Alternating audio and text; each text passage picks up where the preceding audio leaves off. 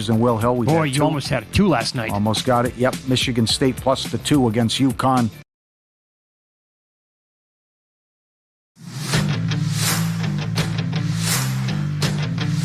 Welcome back to Extreme Sports, your exclusive home for Hastings College sports. It's now time for the second game of today's doubleheader as we continue our coverage of Broncos athletics. And now, let's go to the field for today's game.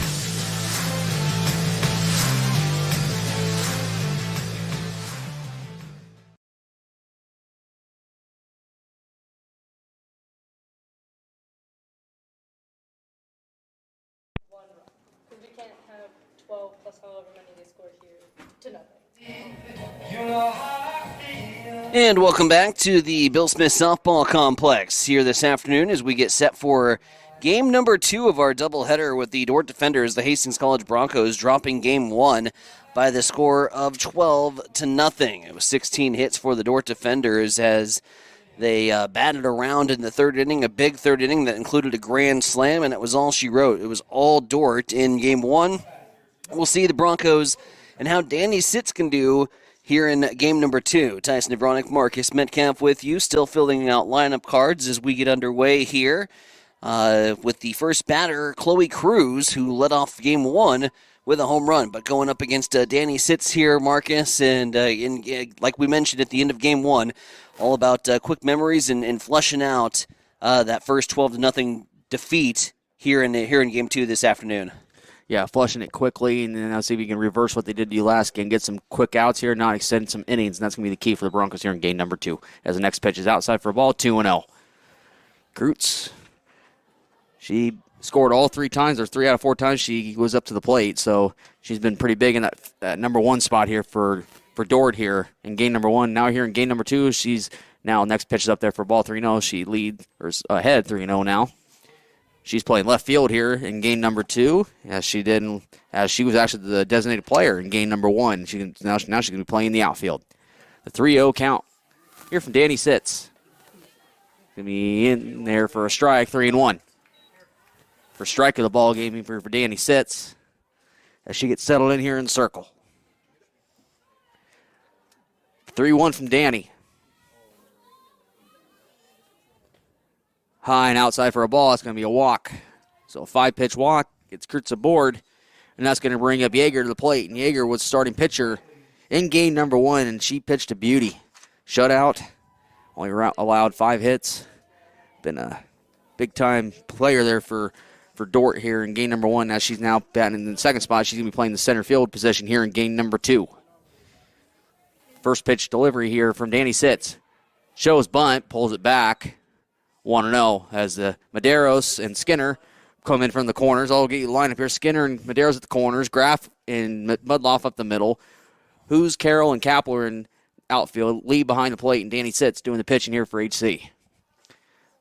The 1-0 delivery. High for ball. Runner goes. She's going to be in there safe. So that's going to be a stolen base there for Cruz. As she'll have a stolen base. Now you have a runner on second here with no outs. Pitch was called a ball, so it's 2-0. Just underway, game number 2.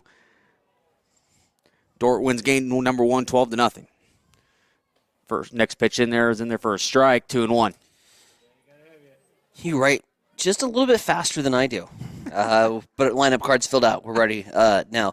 The lone change for Dordt, by the way, here in game 1, at third base bag, Taylor Schulting is going to man the hot corner for the Dordt defender. She will be batting out of the 7-hole as this pitch is popped up foul. And it'll be 3-1.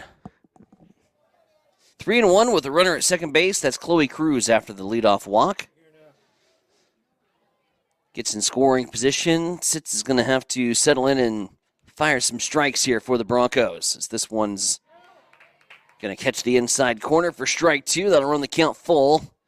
3-2 to the 2-hitter, just underway in game number 2. Dordt Hastings College this afternoon, part of a quadruple header in the next 24 hours for Hastings College softball. This is a slow dribbler, third base side, picked up by Skinner. Fires over to the shortstop, and now runners in a pickle, and Cruz is going to be retired. 5-6-4. 5-6-4 for the putout. Yeager reaches via the fielder's choice. Cruz caught out in between short and third, and a good decision from Scam Skinner to turn around and pivot and fire that one back to the third base bag. Even better defensive awareness by Graff to man that bag and not leave third base unattended. No, that's a great play. That's what you practice really every day as you practice situations like this. So good job there by Graff to make the play and get over to Mudloff to get the force out. That's a big first out here for HC. Annabelle Hensley to the plate now with one down and one on. And Broncos could use the ground ball here, so a walk and a fielder's choice to start things off.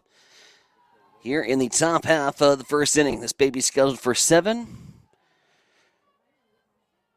And if we have to apply the run rule, hopefully it's in the Hastings College favor this time. If we're going to end this baby a little short, but the run rule applies. It is 8 runs after 5.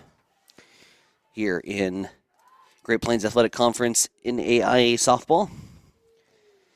Hastings College softball on a Friday evening. Settling in for game 2 in the Sweet 16. Going to be getting underway in about 15 minutes from now, starting with my Duke Blue Devils. But pitch swung on, hit towards left field. Hoos is over there, makes the catch in foul territory. Nice job tracking that one down in the left from Hoos, and Hensley flies out, and there's 2 down here in the top half of the first. I say my Duke Blue Devils, but I'll be honest, after the heartbreak from yesterday and the rubber match against Iowa for the Nebraska Cornhuskers, my love for basketball has pretty much dwindled to 0. I don't know if I can watch another game this year. That was tough. Swung on, popped up into the air. Lexi Mudloff over, calls off the first baseman, and a good start to game 2 for the Broncos, despite the leadoff walk. Dort unable to do anything. Next 3 batters are retired, and the Broncos are going to go to the bottom of the first in a scoreless 0-0 tie. Bottom of the first coming up, Broncos first time to bat. Here in the second game, it's Hastings College and Dort this afternoon on the Extreme Sports Network. Looking for the perfect spot before or after the game? Head to Miscue's Sports Bar and Grill in Hastings. Choose from your favorite sandwich or build your own burger or chicken sandwich just the way you like it. Your choice of cheese, sauces, and all your favorite toppings. Craving wings? Choose from over 20 sauces and rubs that bring the flavor every time. Grab an appetizer, catch the game on the big screens, or challenge your friends to a game of pool or darts. There's always something to do. And don't forget the daily lunch specials. Miscue's Sports Bar and Grill, 316 South Elm.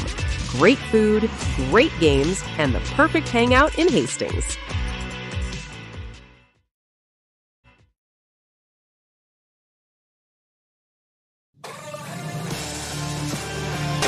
Welcome back to Extreme Sports, your exclusive home for Hastings College athletics.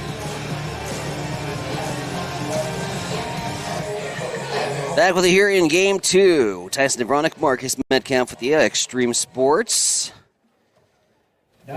For Hastings College softball, brought to you in part by Mary Lanning Healthcare. Your care, our inspiration. Also by Pepsi, deliciously refreshing.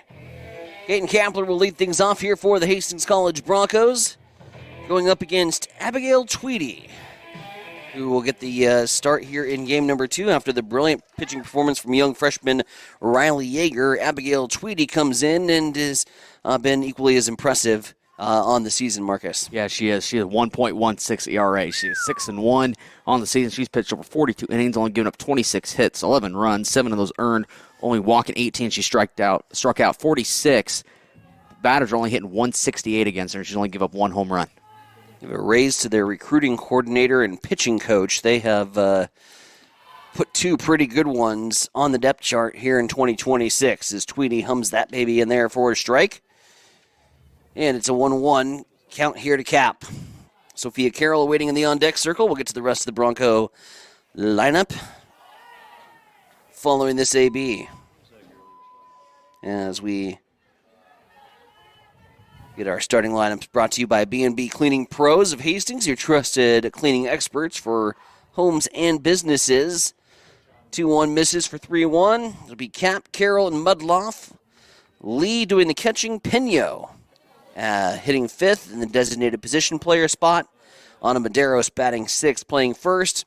Skinner, Graff, and Hughes rounding out the prime nine here for Coach Baker and the Hastings College Broncos here in game number 2. Pitch misses in. It'll be a full count here to the leadoff hitter, Keaton Kapler.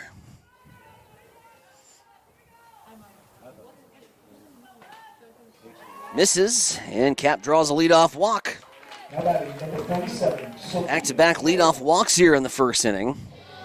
Broncos surrendered one to Chloe Cruz. Then Cruz got caught up in a rundown between second and third on a play made by Sam Skinner. And good coverage by Gracie Graff over there at the shortstop spot. So we'll see if Sophia Carroll can play a little small ball here. Show and bunt tries to go up the ladder and chases after that one. It's 0-1. Got to have the wherewithal to let that one go. Not much you can do with that if you put that bunt down, even with that velocity, and it's all it's going to do is drop right in front of the catcher. This one pops up and back by the press box. Reminds you of skee ball a little bit right there. Yep. Yes. Going up the chute. I was waiting for it to fall in the 500 spot and win a free teddy bear. Miss skee ball. It's one of the great arcade games of my generation that nobody has a clue about if you're younger than 40. Skee ball and pinball. Here's 0-2. One hopper to third. Nice defensive play. Throws across the diamond in time. Schulting reaching up and grabbing that one and preventing a base knock. Robbery for Sophia Carroll on the high chopper. But it's a 5-3 put out in the box scores. That'll bring up Lexi Muddleoff to the plate. Muddleoff getting some words of wisdom from Sophia Carroll. And that's a smart player right there. Going into your batter that's heading in and going into the on-deck circle and saying, here's what she's bringing. Cash in on it. As Muddleoff goes first pitch swinging and a atom ball right at the right fielder. Price didn't have to move, could have been standing in cement. It's a line out to right as Muddleoff is retired.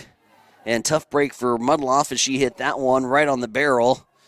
And just right at the right fielder to rob her of what would be of extra bases. Her and Sam Skinner have been both robbed today of base hits to that right side. So that'll bring up Lauren Lee with a chance for an RBI. Runner in scoring position over there at the second base bag. That's Keaton Kapler, who got moved over on the 5-3 Sophia Carroll put out. It's an 0-1 here to Lee. Next pitch, jumped foul, 0-2. Both these Dort pitchers get the ball and go.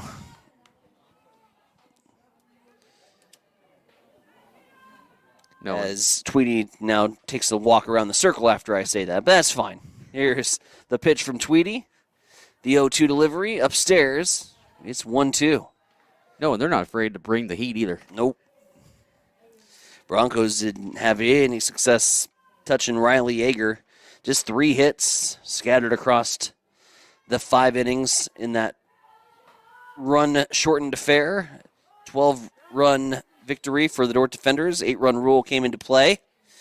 Back in game number 1. 2's across the board. 2 balls, 2 strikes, 2 down. Runner at second base. Deuce is wild here for the cleanup hitter, Lauren Lee. Trying to cash in and give the Broncos their first lead of the afternoon, but that'll have to wait. Swung on, strikes. Goes down, and the Broncos leave a base runner in scoring position. No runs, no hits, no errors, 1 left aboard. Let's go to the second. It's a scoreless tie between Dort and Hastings College here in the nightcap from the Bill Smith Softball Complex.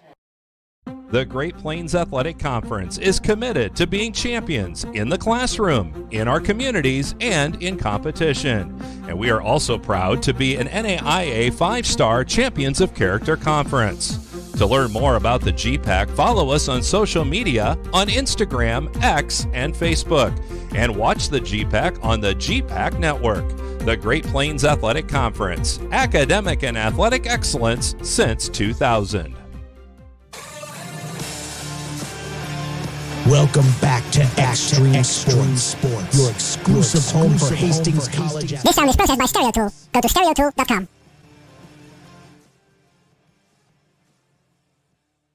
Hastings College softball this afternoon for the Bill Smith Softball Complex here on the Extreme Sports Network. Tyson Veronica and Marcus Metcalf with you. We'll be here tomorrow, albeit on a different station, as Hastings College will be taking on the Waldorf Warriors. They're going to put us on Channel 2 tomorrow. Mike will take over the reins on Channel 1 for Hastings High Baseball, as the Tigers are taking on Lincoln Lutheran from Duncan Field. First pitch slated for noon, 11:45 pregame show.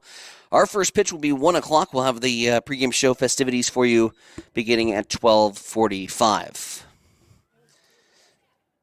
Here from Bill Smith. Broncos and Waldorf tomorrow on Extreme Sports Channel 2. It's 5, 6, and 7 due up for the Dordt defenders. Samaya Edwards starting things off by popping one up towards the bullpen. And that's off the netting in the playground area. Free softball.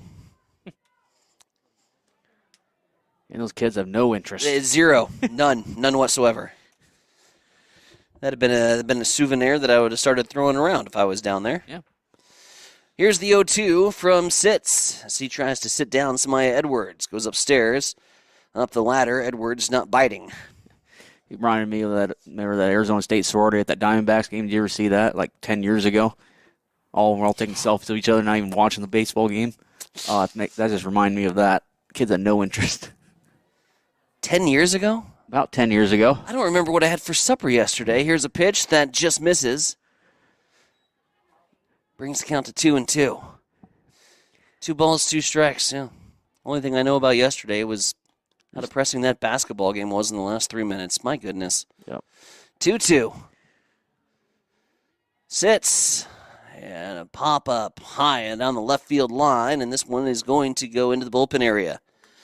Count stays at 2-2 here to Samaya Edwards. She had a round tripper back in game number 1, 2 RBI home run. Also reached on an error, singled and walked, so she reached in every single one of her plate appearances. She'd be one that you want to put on ice right about now if you're Danny Sitz. All 9 of those Dordt hitters were absolutely lava hot in game number 1. So much so that put up 16 knocks, 16 hits against this Bronco pitching staff, against the ace. Not an easy task to do. I don't care if the wind's blowing out or not. Here's the 2-2. Sits. Winds and delivers. Pop up, left field side. Going to go foul again. We're going to run out of softballs before too long. Wait till tomorrow. That one nearly went in the bucket. Yeah. Well, tomorrow, I think, was I reading 40-mile-per-hour wind gusts? 50. That sounds more like Bill Smith Softball Complex weather. Out of the south this time instead of the north. Pitcher's dream. Here's the 2-2. First base gives chase. How about another foul? That about landed in the snack box down there for Dordt on the picnic table down there. They have banana ball rules for foul balls. If they get caught, they're outs. Although softball goes plenty fast on its own, it's baseball in a blender. It's one of the reasons I've actually come to really, really enjoy this sport, is it moves quick. Here's the 2-2 from Sitz as she continues to work here on Samaya Edwards. And that pitch is inside, ball 1. Count goes full at 3-2. Did you get your banana ball tickets? No. No. I was a loser. Loser in the lottery. One of the biggest baseball fans out there, can't even get tickets. Here's a long line drive from Edwards heading towards the line. What do we have? Foul ball. Ooh, home run distance, but goes just foul, and Edwards will load up and do it again. Meanwhile, I know plenty of families that had mom, dad, and son purchase or get into the lottery, and all 3 were selected. So they've got tickets to essentially sell and make some money. That's the problem with the lottery system. 3-2. Stay tuned. Tyson gripes about everything coming up next. Here's the 3-2 pitch. It's a off speed. It's popped up into the air. Down the foul territory. Shortstop giving chase, but goes foul again. What is this, the 12th pitch of the inning? Yep. Is it? Pitch 10, actually. Okay, I was... Close. Graf made great chase on that. Just went off the edge she of her did. glove, and Yeah, other big games going around the state today. Husker softball tonight against UCLA. That's a big one. UCLA is a powerhouse like usual, always in the WCWS. Husker baseball also at home at Haymarket Park. They're playing tonight against Indiana. What a start for the year for the Big Red, huh? Looking good so far on the baseball diamond. Swung on and missed, and the marathon at bat has finally come to a close. Good battle from Danny Sitz to be able to set down Samaya Edwards. That's the first time she's been sat down today, as Edwards goes down on strikes, and that'll bring up Taylor Schneider to the plate. Schneider with a single, a walk, and a run scored back in game number 1. Steps up to the plate with 1 down here in the top half of the second inning. Danny looks in, winds and delivers. Below it by a fastball. Schneider can't catch up to it. It's 0-1.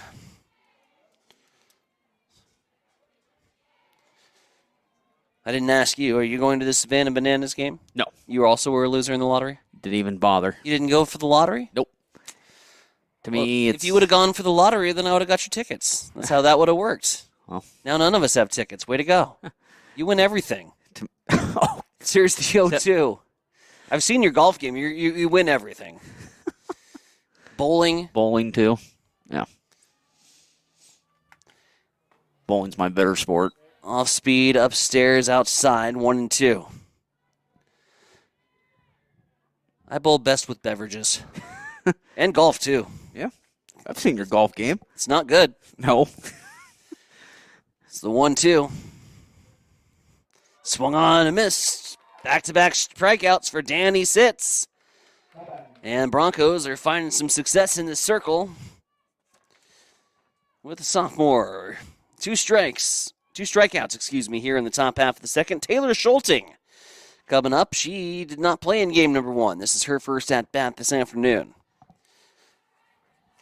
Let's see if two-hopper, first base side. Lauren Lee on the bag, fields it, touches it, and that's a quick inning for Danny Sitz after the long at-bat with Samaya Edwards. Resulting in the strikeout, she gets the next 2. Fan Schneider, 3 unassisted, and it's 3 up, 3 down for the Dordt defenders here in the top half of the second. Bottom of the second coming up, still scoreless here from the Bill Smith Softball Complex. It's Broncos softball, and it's on Extreme. Hi, this is Terry Anstein, President, 5 Points Bank of Hastings. On behalf of our shareholders, directors, and staff, I would like to thank all of our great customers for helping us become the fastest growing bank in Hastings. I would also like to invite everyone in the Hastings area to stop in and visit with one of our bankers and learn how we can be your bank for the long run. Locally owned, locally managed, 5 Points Bank, the better bank. Member FDIC.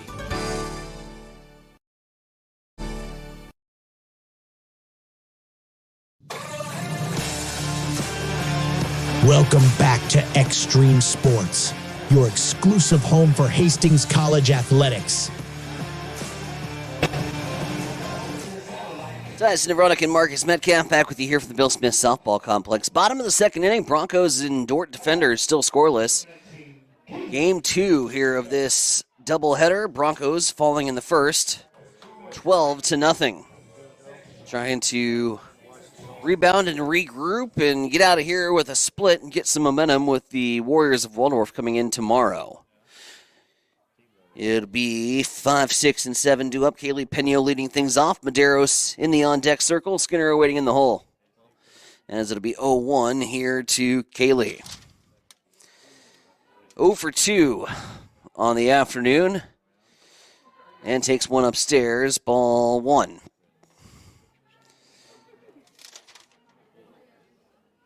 Medeiros reached by way of an error. Skinner did not reach. Time for the middle part and the bottom half of this order to get something going here for your top half. Broncos need some base runners. They haven't had a whole lot today to speak of. In fact, just 4 base runners in all of game 1. 1-2 here to Pino.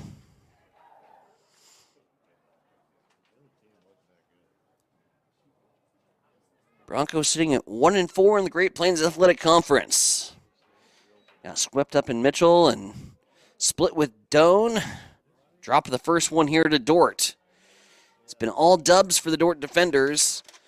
2 wins against Mount Marty, 2 wins against Waldorf, and a win here against Hastings College earlier this afternoon. The 2-2 delivery upstairs. That'll bring the count full to 3-2.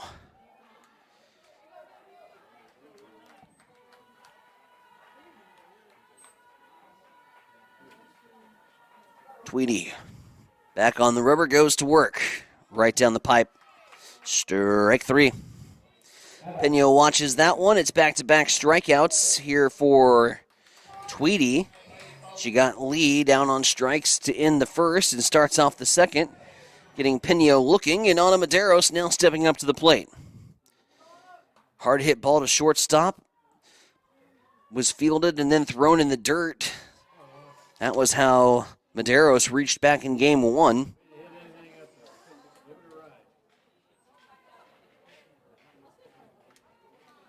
Five, 6, 7, 8, 9 out of that core group of hitters that had done so well in the non-conference game against York. 1 hit back in game 1. Bottom of the order has to get it going here for the Broncos against this Dordt defender lineup. Here's the 0-2. Medeiros wisely lays off that one. It's 1-2. Yeah, like what we saw from, I know last year, this year is completely different, but last year that bottom half of the lineup has really come up huge, and we haven't seen it as much so far that we've seen. It's a 1-2 2-2. Trying to get Anna to chase.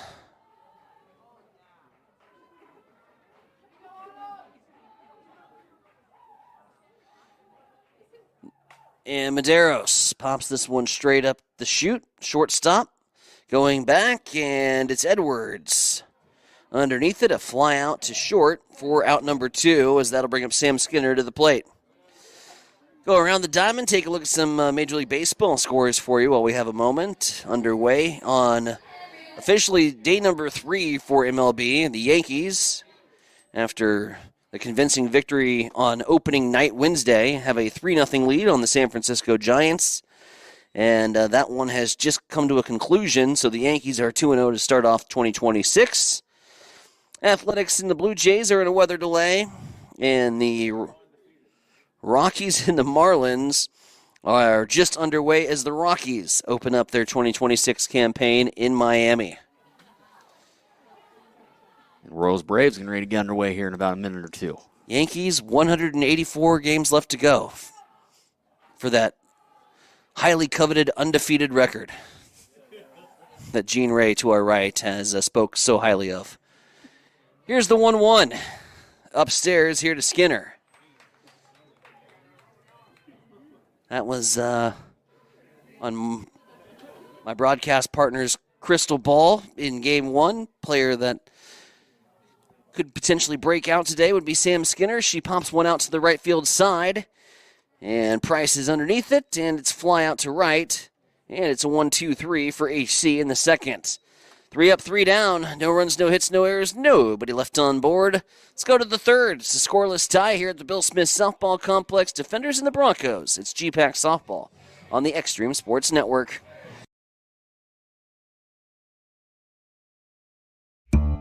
Taylor is living the Runza dream. The Fry Life is the high life. He's stacking up rewards on the Runza mobile app. Points on points on points on points. That's a lot of free food from Runza. Yep, I'm headed there for lunch today. Download the Runza mobile app to start getting rewards. Because from the way we make it to the way it makes you feel, Runza makes it all better.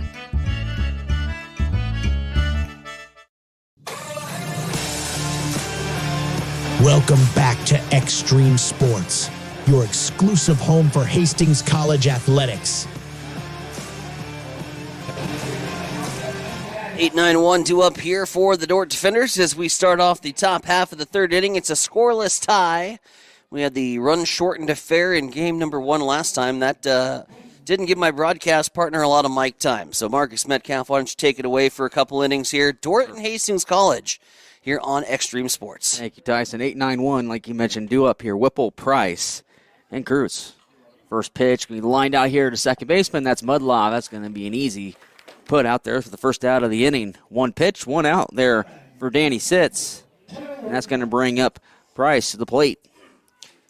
Price in game number 1, she was officially 1 for 3, but she had a base hit and scored. And the 9-hole spot, and that's where she's batting here in game number 2.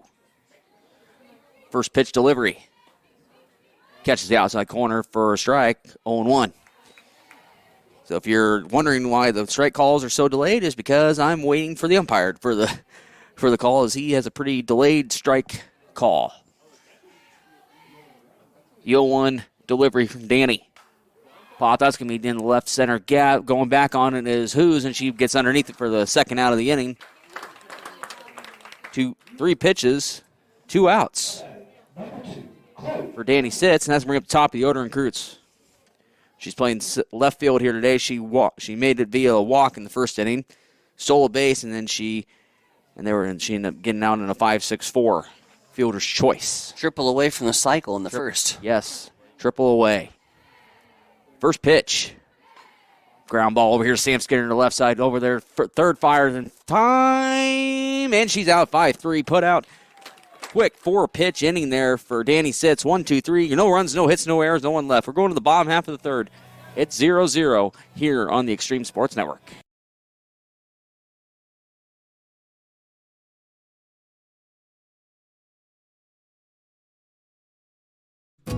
Looking to make prom night unforgettable? Complete your look with fresh, stylish corsages and boutonnieres designed to match your outfit and stand out on the dance floor. From classic elegance to bold, colorful styles, we've got the perfect finishing touch for your big night. Handcrafted, fresh, and made just for you, because every detail matters. Stop by or order online at bobsassflowers.com and get prom ready in style. Serving Hastings since 1955.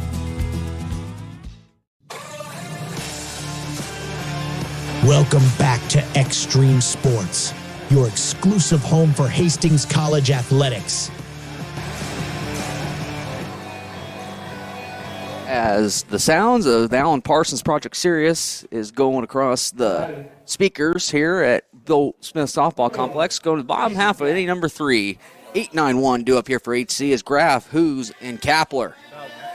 It's a fun trivia, by the way, to play in this state. Yes. Everybody knows that as the Husker Tunnel Walk. Rare to hear people refer to it by its actual name from the Alan Parsons Project. Good stuff. First pitch is in there for a strike, going 1. Eye in the sky is the second part of it, if anybody knows that. Maker of rules, feeling with fools. Second Cheat you pitch. blind. Going to be over there to the second baseman, and that's going to be Whipple, and she picks that up. That's going to be an out. Fly out to the second baseman. That's going to be the first out of the inning, and that's going to bring up Who's now to the plate. Who's in game number 1. She's officially 1 for 2 with a single and a strikeout. She batted the 9-hole hitter in game number 1, and she is here in game number 2. Once she gets on board, she'll be bringing up Kaiten Kapler to the plate. First pitch is up there high for a ball, 1-0. Different field conditions here today as they're going to see tomorrow. As like I said, tomorrow we're going to have gusts over 50 mile an hour coming out of the south. Next pitch is going to be fouled back to the screen, 1-1. So you're going to have the wind instead of blowing out to left field. It's going to be coming in from left field. So be prepared, as we're not going to see probably not even one home run, I would say, Tyson, tomorrow with the way that wind's supposed to howl. Well, you called a dozen today. We've had 4. Next pitch, swing and a miss is Who's. That's going to be 1 and 2. We got 8 to make up tomorrow. Got to eat the Wheaties for the pregame meal. 1-2 delivery here from Tweedy. Do they still make Wheaties? Yes. Be just high for a ball, 2 and 2. I believe they do. I haven't had breakfast. I'm not a cereal guy, so I have no idea. Not a cereal fan either. 2-2 here to Who's.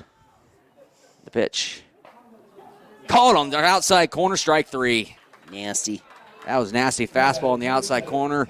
That's going to be another strike. That's strikeout number 3 in the ball game there for Tweedy, and that's going to be at top of the order in Kaiten Kapler. Kapler thus far, she's walked here in game number 2, as she was 0 for 3 in game number 1. First pitch line shot. That's going to be on field number 2, 0-1. Kapler up, Carroll on deck.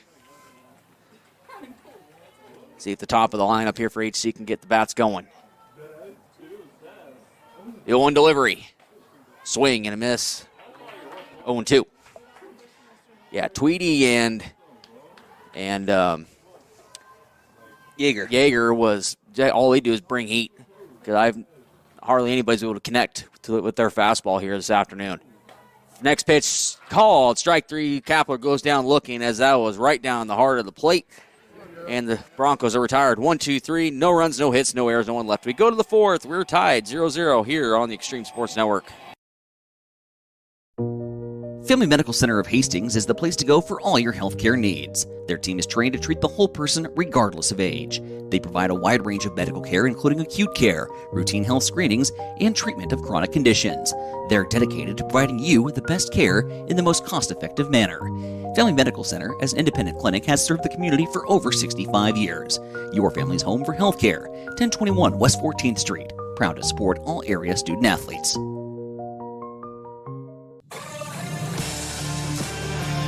Welcome back to Extreme Sports, your exclusive home for Hastings College athletics.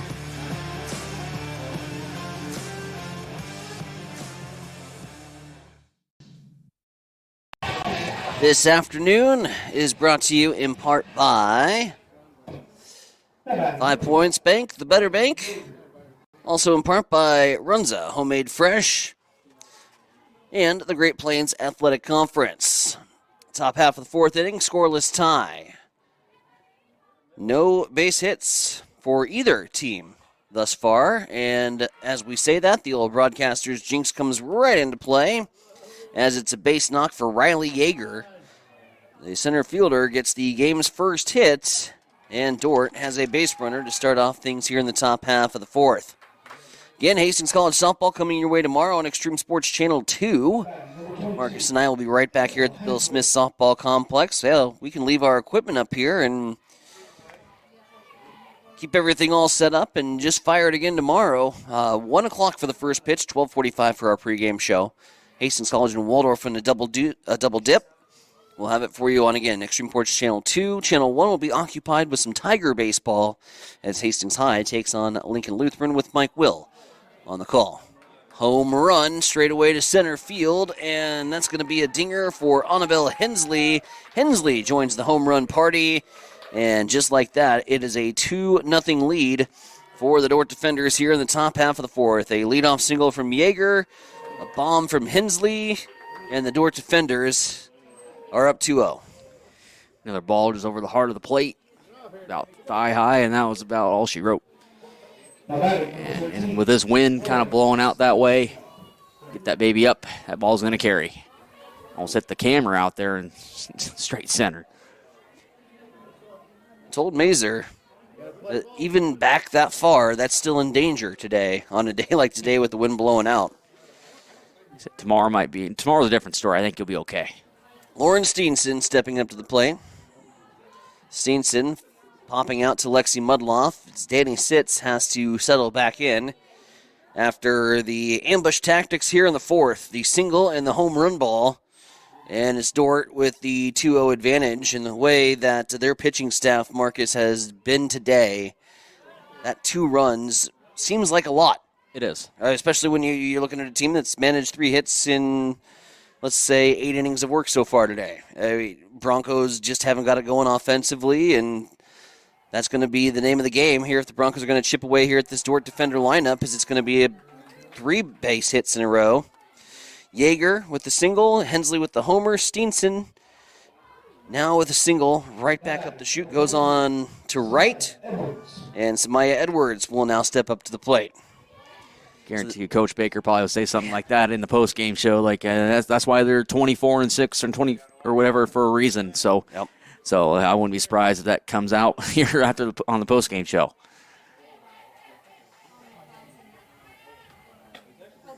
Pitch inside.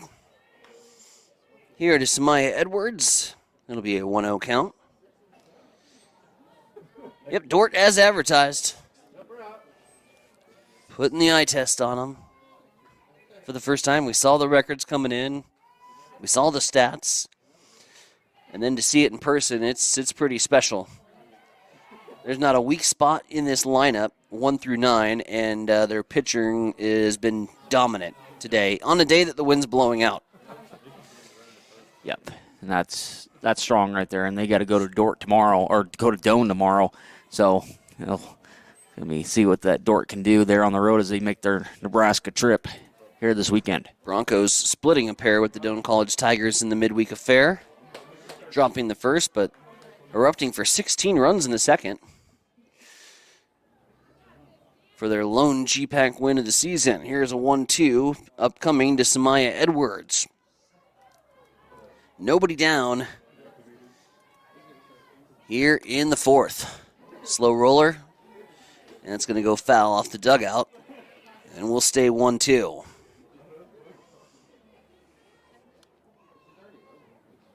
March Madness underway. NHL season coming up, wrapping up here pretty soon, as my team's actually in the playoffs as it sits right now. So I'm pretty happy about that. 1-2. Care to share? Yeah. As that pitch is, I don't know where that missed, outside 2-2. Yeah, Anaheim Ducks are first in the Pacific Division right now as it stands. Right now they play Utah if the season were able to end, or was going to end today. Could it just end? Asks the Blues fan that's sitting at the bottom of the standings. Yeah. Can we just be done? Here's Samaya Edwards popping this one. Been a miserable couple years for the St. Louis Blues as the rebuild continues. I don't even know if it started, really. Some good young talent, but... What a magical year. What was it, 2018, 2017? Is that what the year was? 19, I believe. 19.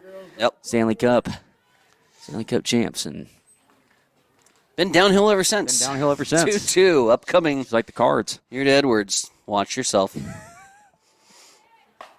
Edwards. Chops it foul. This machine's got a mute button. I know how to use it. I can be like Tony Realian around the horn. I don't care. We'll dock you a couple points. Sitz trying to go to work here on Edwards. Edwards with another good at-bat. She extended the at-bat the first time to an 11-pitch affair, ultimately resulting in a strikeout. A big punch-out at the time. Stepping up in a bigger spot now for the Broncos as they got to stop the momentum that Dort is riding on right now. A single, a homer, and a single, and nobody down here in the top half of the fourth, and the most trouble that Sitz has been in all afternoon. Popped up, straight up to the catcher. Lee is there. She's going to flip around and go to first. Not sure what Steenson was thinking on the play. Steenson was off on the pitch, and with nobody down, that's an easy double play. Thank you very much. Hastings College takes advantage of that. Another one that we didn't expect on our scorecard here, a 2-3 double play. 2-3 DP. Let's take it. Take it to the bank as Taylor Schneider steps up to the plate. Yes, Steenson just lost on the base paths going off. The ball was popped up there. It was just no man's land. I don't even think it was a hit and run. Say, was there a missed sign? It had to have been, right? As it swung on and missed. Here from the designated position player, Taylor Schneider. Schneider went down on strikes back in her first at-bat here in Game 2. Had a single and a run scored back in Game 1. 2-0 ball game here. 3 hits for the defenders. Still a goose egg in the hit column for Hastings College, hoping to turn that around in the bottom half of the frame. Got to get some offense going. It'll be 2, 3, and 4. Do it for HC, but Sitz has to get out of this inning first.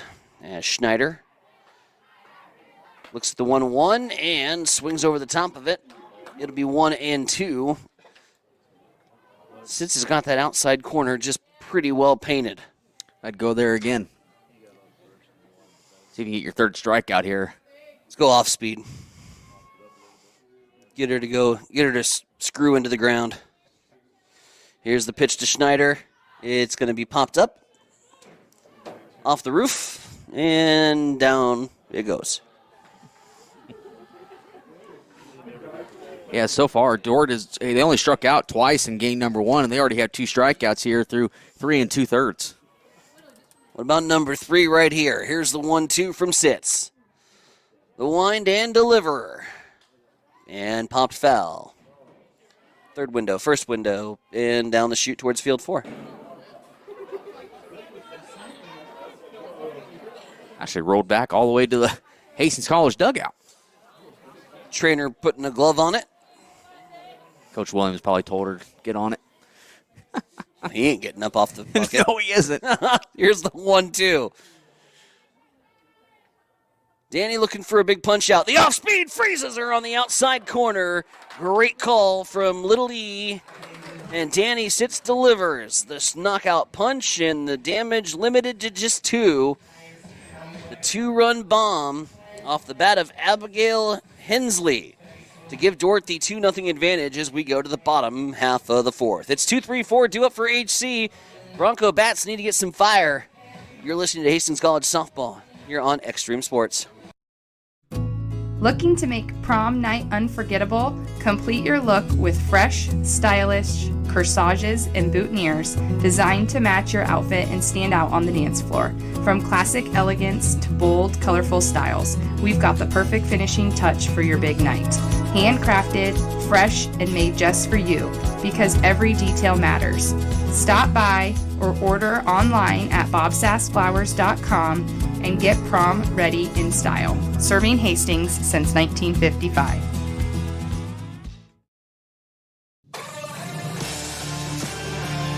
Welcome back to Extreme Sports, your exclusive home for Hastings College athletics.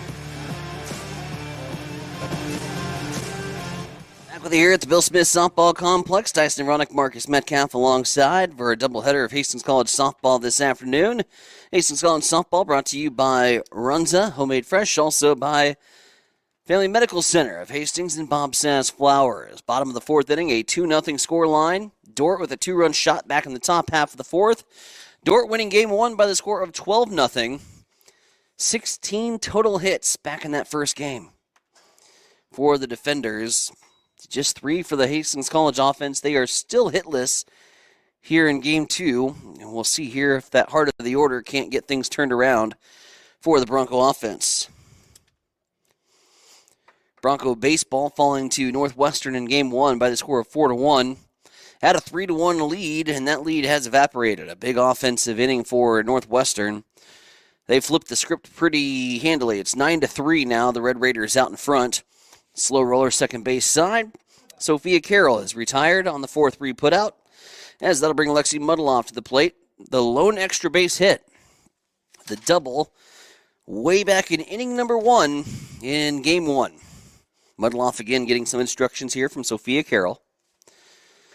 After what she's seen so far from Abigail Tweedy, who has been dialed in as ever. Comes inside and nearly gets Muddleoff.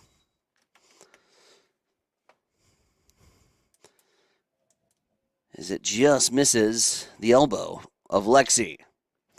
Here's the 1-0.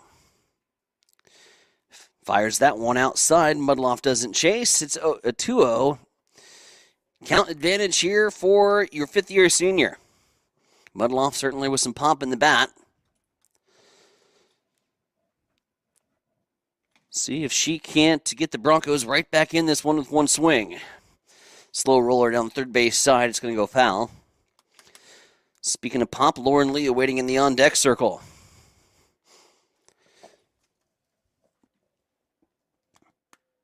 Heavy hitters for the Broncos, and need to start putting some in the hit column here this afternoon. Here's the 2-1 to Lexi. Muddleoff puts this one foul. And back down she rolls off the press box.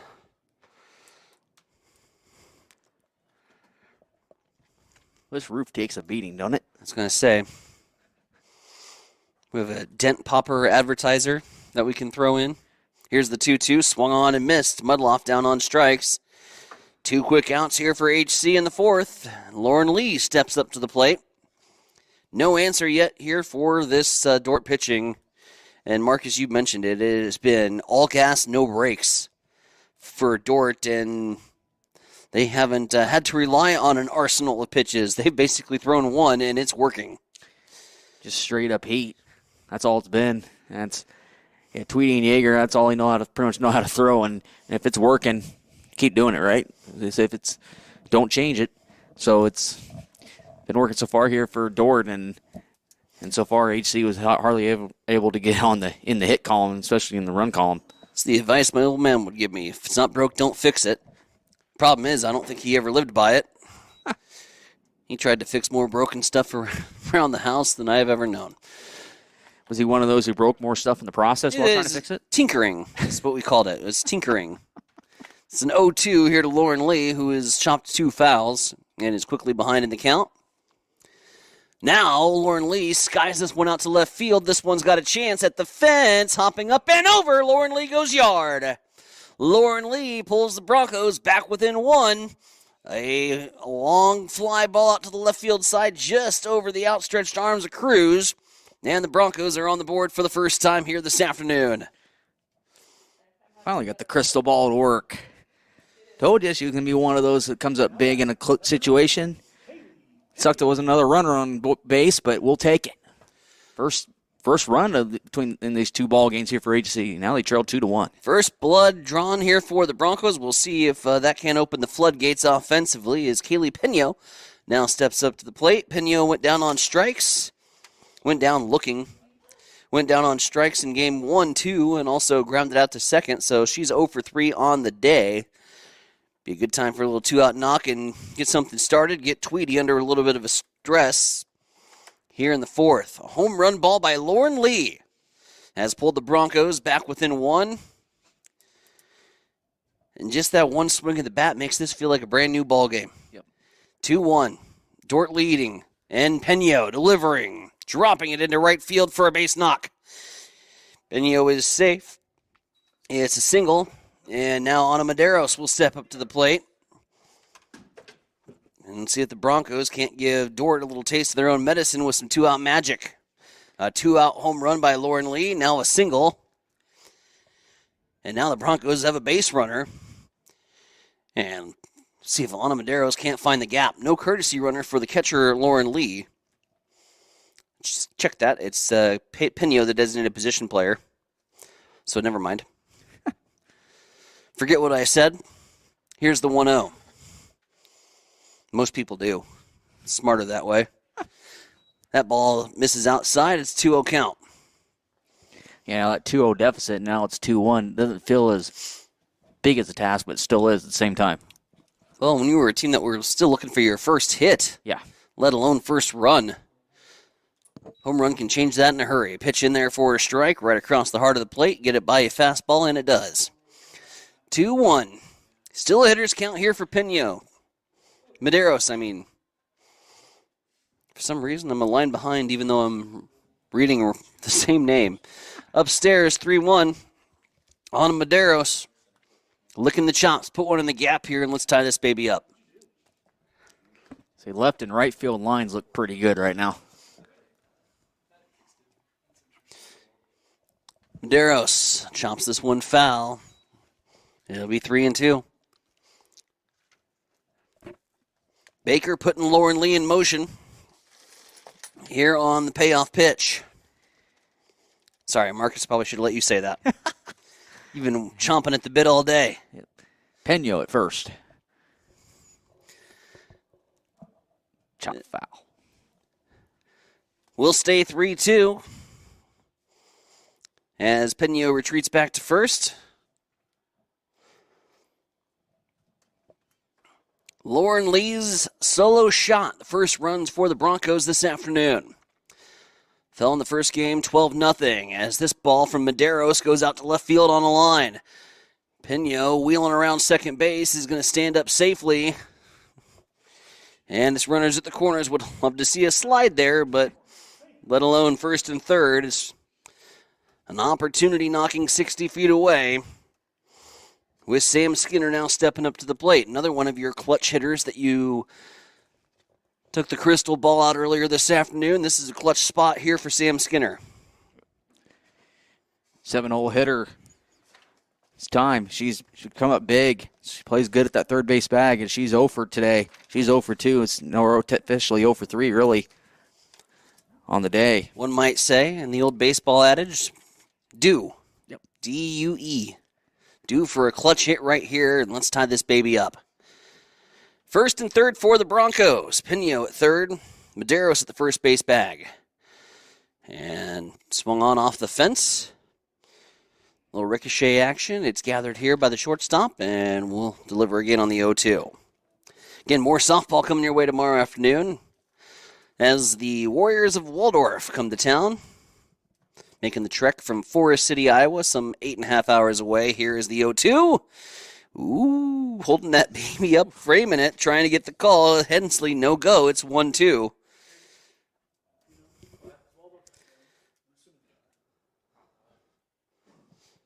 Meanwhile, on Extreme Sports Channel 1, we'll have Hastings High baseball for you. Swung on, popped up, left field side. It's going to be a can of corn. And the inning will come to a close. The runner left stranded at third base bag. Tough break for Sam Skinner as she flies out to left to end things here in the fourth. But the Broncos put one on the board. A solo shot off the bat of Lauren Lee. Broncos now trailing by just one. We're heading to the home stretch here of our doubleheader. Top of the fifth coming up. The Defenders leading at 2-1. You're listening to Broncos softball here on the GPAC Sports Network. The Great Plains Athletic Conference is committed to being champions in the classroom, in our communities, and in competition. And we are also proud to be an NAIA 5-star Champions of Character Conference. To learn more about the GPAC, follow us on social media on Instagram, X, and Facebook. And watch the GPAC on the GPAC Network. The Great Plains Athletic Conference, academic and athletic excellence since 2000. Welcome back to Extreme Sports, your exclusive home for Hastings College athletics. Back here at the Bill Smith Softball Complex, Tyson Nevronic, Marcus Metcalf with you, bringing you some Hastings College softball here on a Friday evening. The Waldorf Warriors, who come to town tomorrow, were in Crete, I believe, today, making the Nebraska rounds. They're taking on the Doane College Tigers, a 9-0 and a 9-1 loss. 2 8-run inning shortened affairs to Doane. Hastings College splitting with the Doane College Tigers. And you look at the stats and you look at the standings and kind of lick your chops for tomorrow, I think, a little bit if you're a Broncos softball fan. Here is a 1-0 as it'll be Taylor Schulting leading things off. Schulting grounded out to first in her first at-bat. That wouldn't have been such a dramatic pause if I could read my own writing. Here's a slow dribbler to second base. Underhanded flip over to first in time. 4-3 put out. Schulting has been retired twice in a row.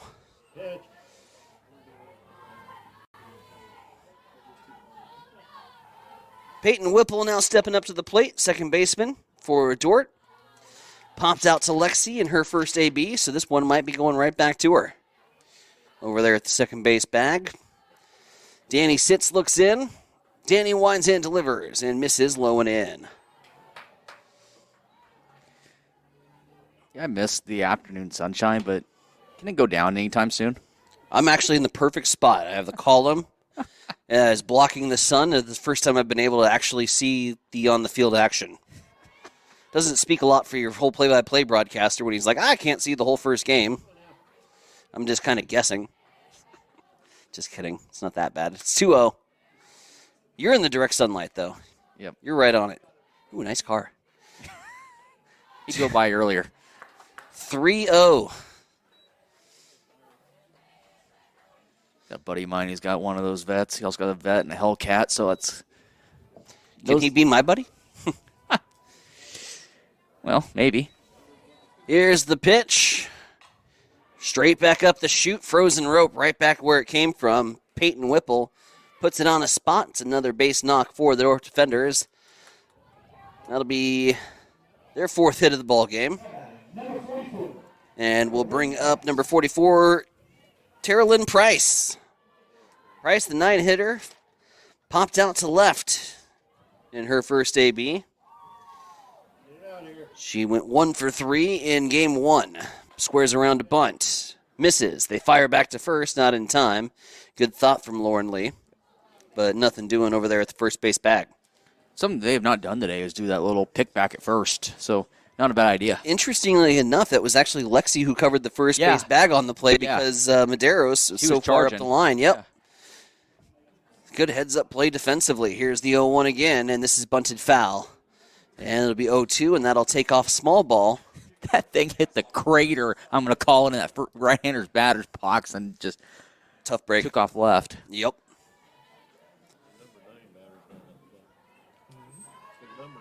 Tough spot for that. That whole right-handed batter's box. I love the difference between the two batter's box. The right-handed batter's box looks like an absolute minefield right now from a construction company that goes through with a backhoe. Meanwhile, on the off chance that we've had a left-handed batter tonight, it's a squeaky clean left-handed batter's box. Yeah. So if you're a switch hitter, you'd be okay. Here's the 1-2 from Danny.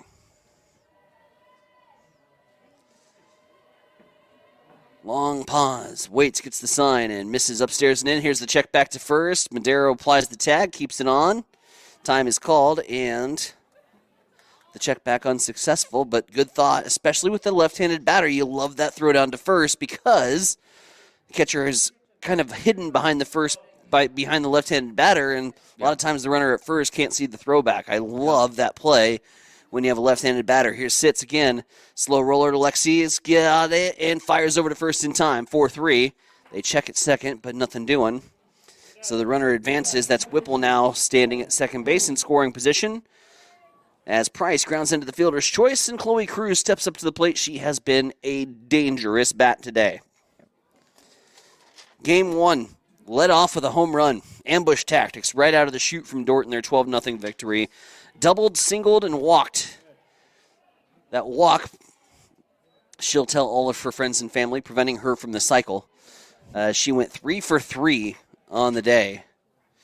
A triple shy away from the cycle, and might have been able to take a shot at it had the game not ended in 5 innings. And now they're gonna walk Chloe Cruz again with the base open at first base. That's exactly what I would do. Why give her a chance to put another one out of the park? But then you look at the rest of this lineup. I mean, the rest of this lineup's coming on. Now you're going to have extra base runners. Pick your poison here with Dort, Marcus, with as well as the top half of this order has done all day. Yep. They come up big today. A lot of runs, a lot of hits. This glare, by the way, from the sun as it's hitting that cloud.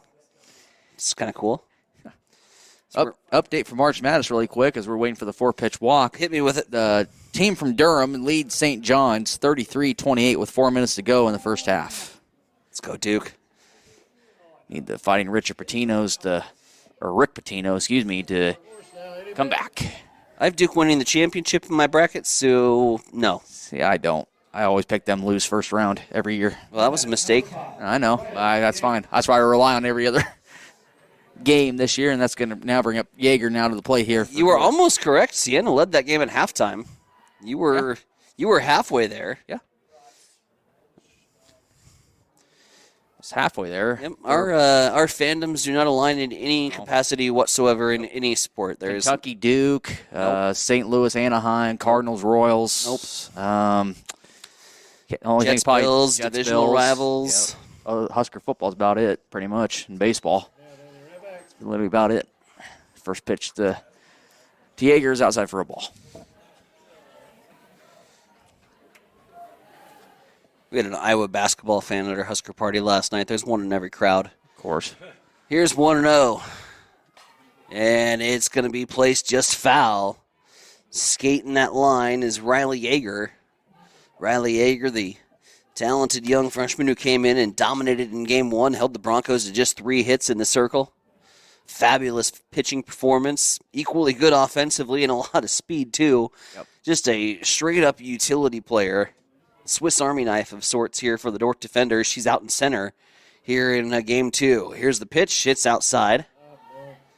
By the way, kudos to Adam Mazer and the Hastings College crew. First game that we get the behind-the-pitcher camera today for Hastings College softball. Love to see the added viewing options for those catching us on the GPAC Sports Network and on our Facebook and YouTube streams on Extreme Sports. Also the Roku channel. Here's the 2-1. Slow roller, third base side, steps on the bag. Good heads-up play, and the Broncos are out of the inning. So Dordt threatens, but cannot put a run across. 2 are left stranded here in the top half of the 5th. Let's go to the bottom half. Broncos trailing by 1. It's 2-1. Dordt out on top. It's Broncos softball. this afternoon on the Extreme Sports Network.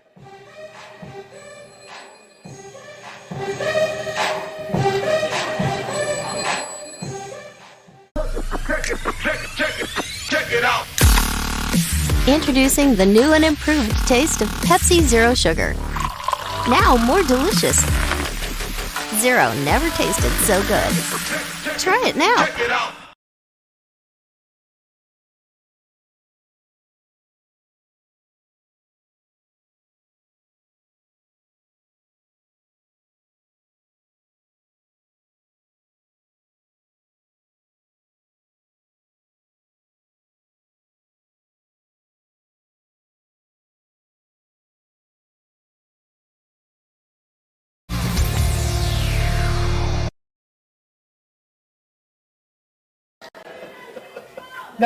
Number 11. Back with you here on Extreme Sports. Tyson Abronic, Marcus Metcalf with you. Bottom of the fifth we go. Broncos down to their last 9 outs. They trail it by 1. Much different from game number 1, which was all Dort defenders. This one a little bit more pitching and defense, although Dort still had the home run ball working. The 2-run shot from Abigail Hensley gave the Dort defenders the 2-0 advantage. Then a solo shot from Lauren Lee. And Gracie Graff now leads things off here to lead off the bottom of the fifth and was nearly hit by the first pitch. Reagan Hoos waiting in the on-deck circle. Then it's back to Cap as the Broncos will turn the batting order back to the top of the order. Inside, good eye there from Gracie Graff, and it's 2-0. As Abigail Tweedy continues to go to work. In the circle. Again, more Broncos softball for you tomorrow afternoon on Extreme Sports Channel 2. Marcus and I will be back up here to bring you the Broncos and the Waldorf Warriors.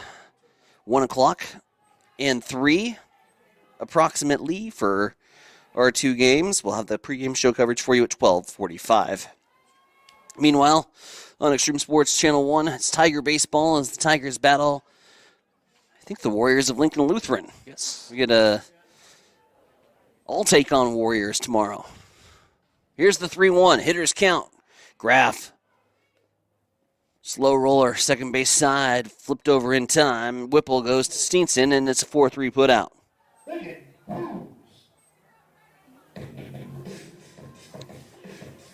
Update from Haymarket Park. Nebraska leads Indiana 2-0 in the bottom half of the third. Nebraska baseball. So far, so good if you're Will Bolt. Here in the early part of the season, been really impressed with where this team is at compared to last year's version. Of course, last year, another magical run that the Cornhuskers put up in the Big Ten tournament just to get into postseason play. This year, all systems point for should be well safe if they can continue to swing the bats the way they have. Their offense is dynamic. Looking for win number 20 tonight if they can get a win. And let's discuss with you about the Big Ten tournament, the new format that Commissioner Petiti is doing this year. We can discuss that another time, but if we get a minute here, we can certainly do that. Dive in. This is news to me. 1-1. As this ball is hit foul here. So last year, remember how he did the pool play last year? That was. You pretty much had to win 2 games to make it out of your pool. It was kind of dumb. Okay, so this year, 12 teams make the tournament. Okay. First 4 seeds get a bye. Okay. 5 seed through 12 will play in a bracket. Next pitch is fall back. Another strike 2. 5 through 12 will play in a bracket. Yep. Double elimination. Nope. The 4 teams out of that will go out of that bracket. Will go into the 1 through 4 seed, put them in a bracket, and that's going to be single elimination from there. Because Commissioner Petiti wants to. That's going to be a base hit left field there for who? That's going to be a base hit. He wants to. What he said was he wants to have these teams that are 5 through 12 possibly improve their RPI so the Big Ten is not constantly a 4-team league every year in the NCAA tournament. That's why he's doing it. So he's pretty much going to punish the top 4 seeds by playing in a single elimination bracket, and then these other teams Or are we playing double elimination? So I shouldn't need directions to open up a tournament bracket. So anytime that there's directions on a tournament bracket, I say we did that last year. Remember at Legion Baseball Junior State Tournament last year? Remember we had to go like page 3? If necessary. Yeah. Page 3.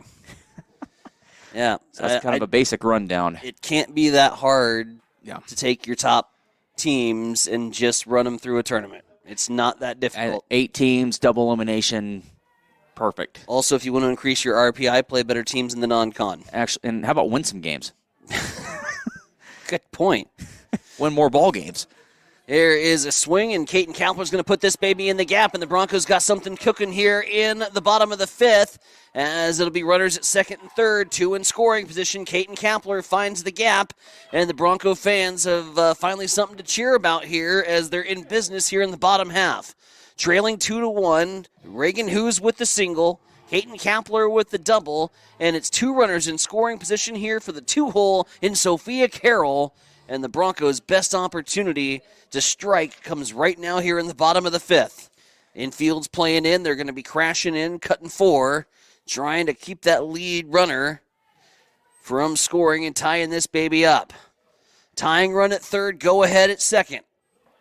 Sophia Carroll with the biggest at-bat so far here on the day. She is hitless today. Upstairs, 1-1. Now, if you're Dort, do you kind of pitch around her and see if you can get her chasing something and load the bases so you can get a force at any bag, or do you go right at her? I do not load the bases with 3, 4, and 5 coming up for HC. Not a chance in HE double hockey sticks. Here's the pitch, and it's missing upstairs and maybe a skosh out, and that'll bring up a 2-1 count here for Sophia Carroll. Hitters count, Broncos in business in the bottom of the 5th. And some dramatic moments. Now almost 3 hours into operation as this has popped right up the chute. It's going to be an F4, and the runners cannot advance. Carroll pops out. And see if Lexi Mudloff can pick up the pieces and pick up her batter, Sophia Carroll. Yeah, Mound visit. Yeah, Mudloff already has a double and a single today, so she can put one in play. She already had one. Base hit right here, probably scores 2. Yeah, mound visit. Abigail Tweedy in the circle, and this just to try to halt the Bronco momentum a little bit, but also you have to discuss how you're going to play this. It's Lexi Mudloff, it's Lauren Lee, it's Kaylee Pino, it's Ana Medeiros. All 4 of them certainly capable of breaking this baby open and giving the Broncos their first lead here on the day. A day that started at 4 o'clock sharp, as we enter into hour number 3 of some doubleheader softball action for you.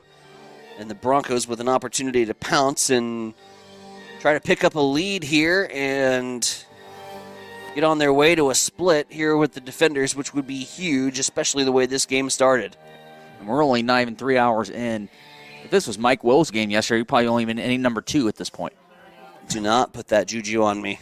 It's Friday night, my man. I know. Here's the 0-2 to Lexi Mudloff. Excuse me, the first pitch to Lexi Mudloff. Mudloff, first pitch swings, pops it up with 2 down, and the runners cannot advance. It's going to be caught out in center field, and the chance goes begging for the Broncos. 2 in scoring position, stranded as Dort gets out of the jam. Abigail Tweedy pulls a Houdini and gets out a danger there with no damage done. 2-1 as we go to the top of the 6th. Dort on top. You're listening to Broncos Softball here on Extreme Sports. Taylor is living the Runza dream. The Fry Life is the high life. He's stacking up rewards on the Runza mobile app. Points on points on points on points. That's a lot of free food from Runza. Yep, I'm headed there for lunch today. Download the Runza mobile app to start getting rewards. Because from the way we make it to the way it makes you feel, Runza makes it all better.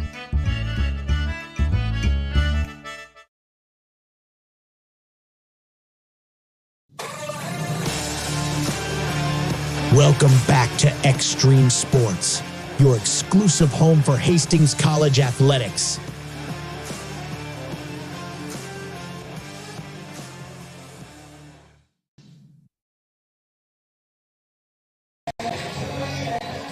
Back at the Bill Smith softball complex, Tyson Nevronic, Marcus Metcalf, top of the 6th we go. Dort out on top of Hastings College by the score of 2-1. Another one of these one-run ball games for Hastings College, and that's been a story in and of itself. You look up at the road trip to Mitchell, South Dakota, 2 one-run losses. Marcus, last year, that was a gut punch for Hastings College. They snuck into the Great Plains Athletic Conference Tournament. A walk-off home run by Caton Kapler against Doane sends them into the 8th seed. But where that conference was structured and how the standings all were put together, if you took half of the one-run losses that Hastings College had last year, the one-run games, and took half of those and turned them around, Broncos would have been into the tournament no sweat. Here is a slow pop-up second base side. Mudloff goes diving and is a little slow to get up. It's going to be a leadoff base hit for the 3-hole Abigail Hensley as Lauren Steenson steps up to the plate. But, yeah, one-run games, it's been tough, and it can be mentally tough on a team. Yeah, it is. I mean, we've seen it the last, 15, 20 years with the football program, and one-possession losses, one-run losses. It just all adds up, and it really can put a hamper on a team. And so these one-run losses can get to you in a hurry. And so if HC can find a way to, win one of those ball games and win it by a run or two, that really can build your confidence. Hensley over there at the first base bag. The catcher, a likely courtesy running situation here for Dort. Lauren Stenstra will step up to the plate. Stenstra so far a single and a pop out to second. As Stenstra will come up here in the top half of the 6th. See if I can get a number for you. Turn around. It is number 24. It's Molly Zylstra. Molly Zylstra at the first base bag. Everybody in the press box was like, just turn around. We can't see your number. Swung on and missed. High heater from Danny Sitz here on Lauren Steenstra. So Zylstra at first, Steenstra at the plate. The 0-1 delivery from Sitz. High for a ball, throw back pick over there at first, not in time. Good look, though, from Lauren Lee. As that's, like you mentioned, Tyson, earlier, you like it with the left-handed batter's box with a runner or with the batter in there. The runner can't see it, but it's a disadvantage for the catcher in that situation because you got to throw around the runner. But then with the right-handed batter, you can get out and take that extra step if you have to. So it's kind of a win-win or win-loss situation depending on who's in the batter's box. Steenstra fouls this one backing out of play. It's a 1-2. You could just eliminate all of that by a ground ball to short. Roll it up here, Broncos, and this one is going to be rolled into the dugout and actually popping off the fence and ricocheting back into play. It'll be a foul ball. We haven't had a regular double play today, have we? It was like a 5, 6-5. We had a pretty unorthodox. 2-3. The 2-3, that was fun. Yeah. A base running miscue from Dort. Ooh. That one goes into the dugout. Quick feet. Kaylee Pino got hops. Was able to jump up and over that softball rather than getting hit in the foot. Toe jam. Yeah, we saw that at Duncan Field. They got those new added-on nets to the top of the dugouts. That's new to me this year, this spring. Swung on and missed, and here's a throwback down to first. It's not in time. It's a strikeout, punch-out, as Steenstra goes down on strikes. Zylstra gets back to the first base bag. Samaya Edwards now stepping up to the plate. She has had 2 marathon at-bats. A 11-pitch at-bat that resulted in a strikeout, and one that was teetering towards a long at-bat. It was a pop-up to the catcher, but the runner was off on the play and ended up turning into the easy 2-3 double play that we were referring to. Here's a bunt that can't get laid down. Almost a 1-4. And it nearly turned into another unorthodox double play as Zylstra just barely gets back to the bag. The bunt attempt is unsuccessful, and that'll drive you nuts as a coach. Execution. Yep. Taylor Schneider. She struck out twice. She's 0 for 2. Danny's had her number. How about the hated hat trick, the 0 for 3 with 3 strikeouts. We'll take it. If you're Danny Sitz in the HC crew, we need to get back to the bat rack and go to work offensively here against the defenders with no more damage. Yeah, because you're down to your final 6 outs. Sombrero, I think, is 0 for 4 on 4 strikeouts, isn't it? Yeah, yep. The Sombrero is 0 for 4. Here's the 0-1. Off-speed pitch. Here's a throw down to second base. Zylstra is going to get in there safely. It's a stolen base. And now a runner moves up 60 feet and in scoring position here for Schneider, who again has yet to register a hit here in game 2. Went 1 for 3 in the first. Yeah, you actually call that a strike, so it's 0-2. I thought it was a ball with you. Sweet. Yeah. Take it. The 0-2 from Danny. Looking for the third K here on Schneider. It's upstairs and outside. Chase pitch, and Schneider not chasing. Yeah, Dort struck out only twice in game number 1. That's already 4 strikeouts already in here in game number 2. Yeah, Sitz has really settled in well here in this second game. Obviously, the single and then the solo, or the 2-run shot. And that one's on the outside corner. It freezes Schneider. 3 strikeouts for Taylor Schneider on the afternoon. Danny Sitz with 5, and the Broncos get out of the 6th with a runner stranded in scoring position for the defenders. Trailing by 1. Bottom of the 6th we go here from the Bill Smith Softball Complex. Broncos and Dort don't go anywhere. The action's heating up here in this GPAC tie. The Great Plains Athletic Conference is committed to being champions in the classroom, in our communities, and in competition. And we are also proud to be an NAIA 5-star Champions of Character Conference. To learn more about the GPAC, follow us on social media on Instagram, X, and Facebook. And watch the GPAC on the GPAC Network. The Great Plains Athletic Conference, academic and athletic excellence since 2000. Welcome back to Extreme Sports, your exclusive home for Hastings College athletics.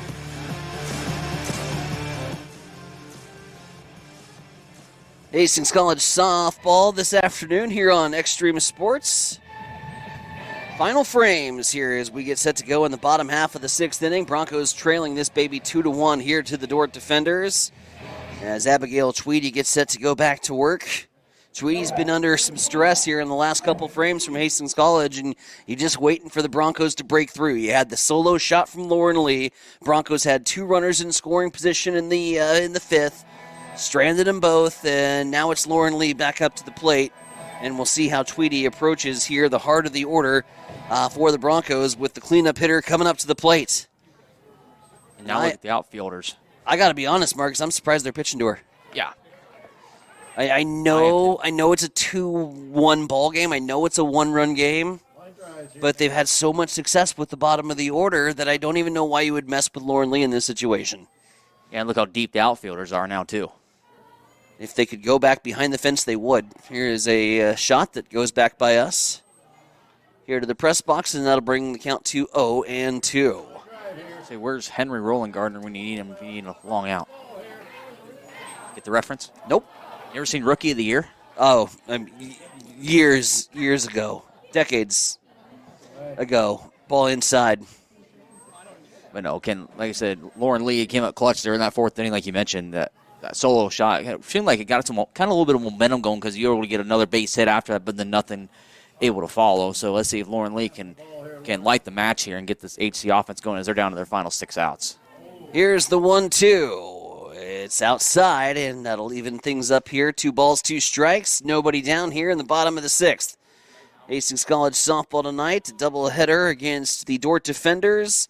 Doubleheader against Waldorf tomorrow afternoon, right back here at the Bill. Lee swung on, and that might have caught the umpire in the mask as he's going to take a breather and do a little walk around and get his bearings back. Hastings College softball this afternoon, brought to you in part by Butler Vaughn Funeral Home, also by Ruts Heating and Air Conditioning, B&B Cleaning Pros, and Miscues Sports Bar and Grill. Miscues, by the way, the now 4th location where you can play extreme sports trivia trivia that is available at District 14, also at Bullseye Sports Bar and Grill.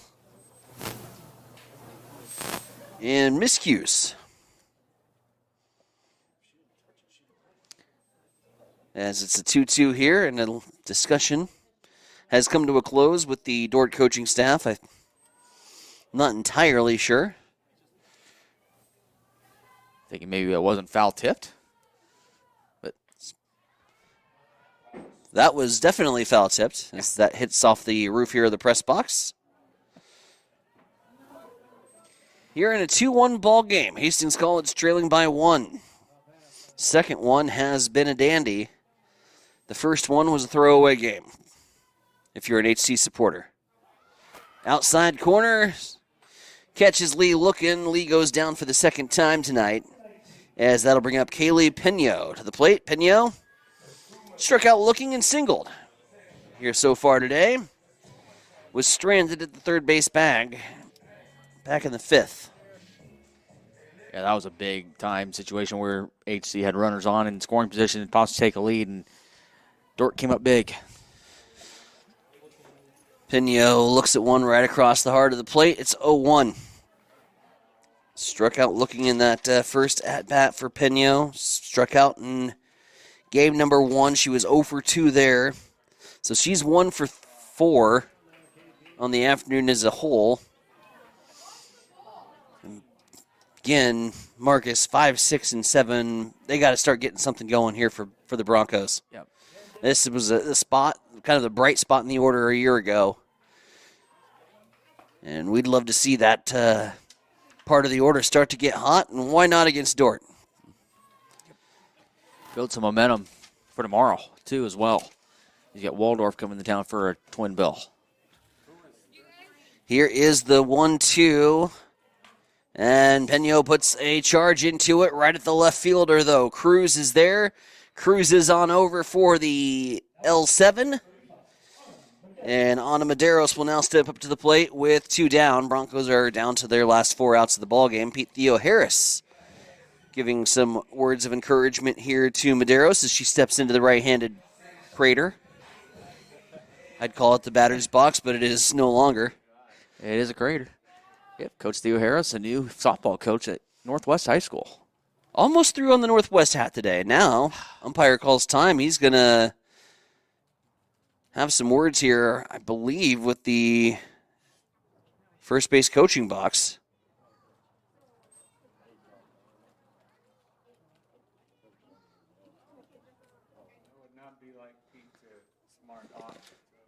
We're going to get something in the book. Nope.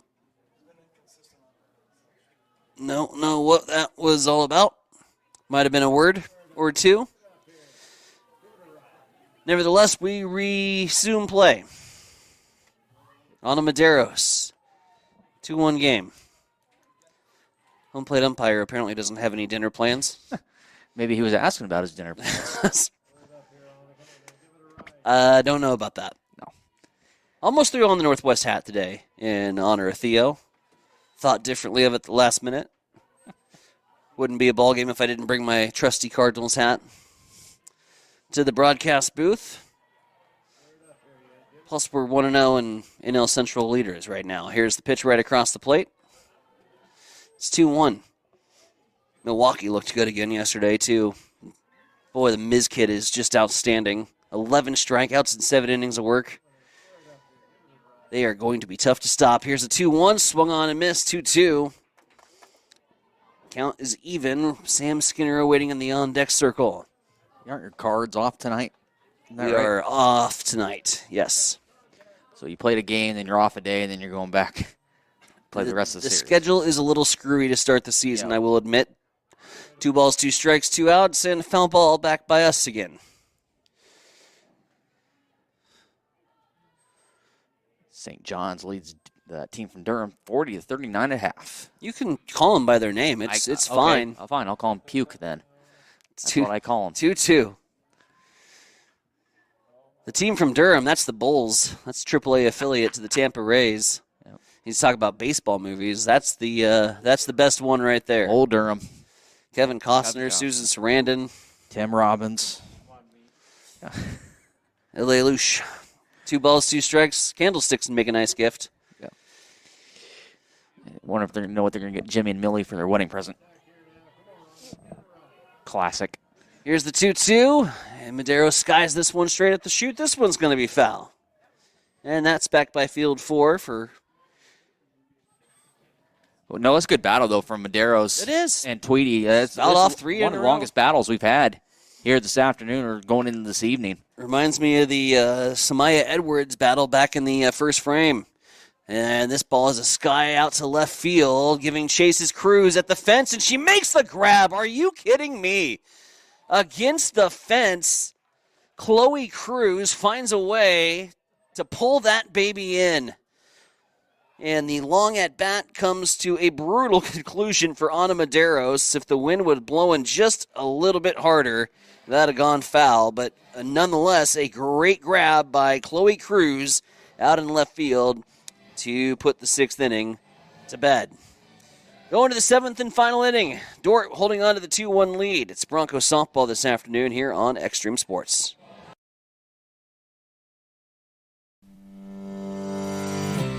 Sundays are meant for relaxation and indulgence, and there is no better place to do it than at Bullseye Sports Bar and Grill in Hastings. Enjoy the Sunday brunch buffet from 10 to 2, where you will find an irresistible spread of breakfast favorites that will make your taste buds dance. Choose from fluffy pancakes to sizzling bacon, fresh fruits, and so much more. It is all you can eat and all you could ever want. Make your Sundays special with the brunch buffet at Bullseye Sports Bar and Grill on West 2nd in Hastings, right across the street from the water park. It is the perfect way to unwind and savor the flavors of the weekend. Back with you here at the Bill Smith Softball Complex. It's Extreme Sports as we bring you Hastings College softball in a 2-day homestand. Full Friday, Saturday action across the Great Plains Athletic Conference. Top ranked in the conference, at least in terms of the conference standings, at 5-0. The Dort Defenders currently leading Hastings College 2-1. Anything can happen here in this magical 7th inning. Danny sits still in the circle for the Broncos.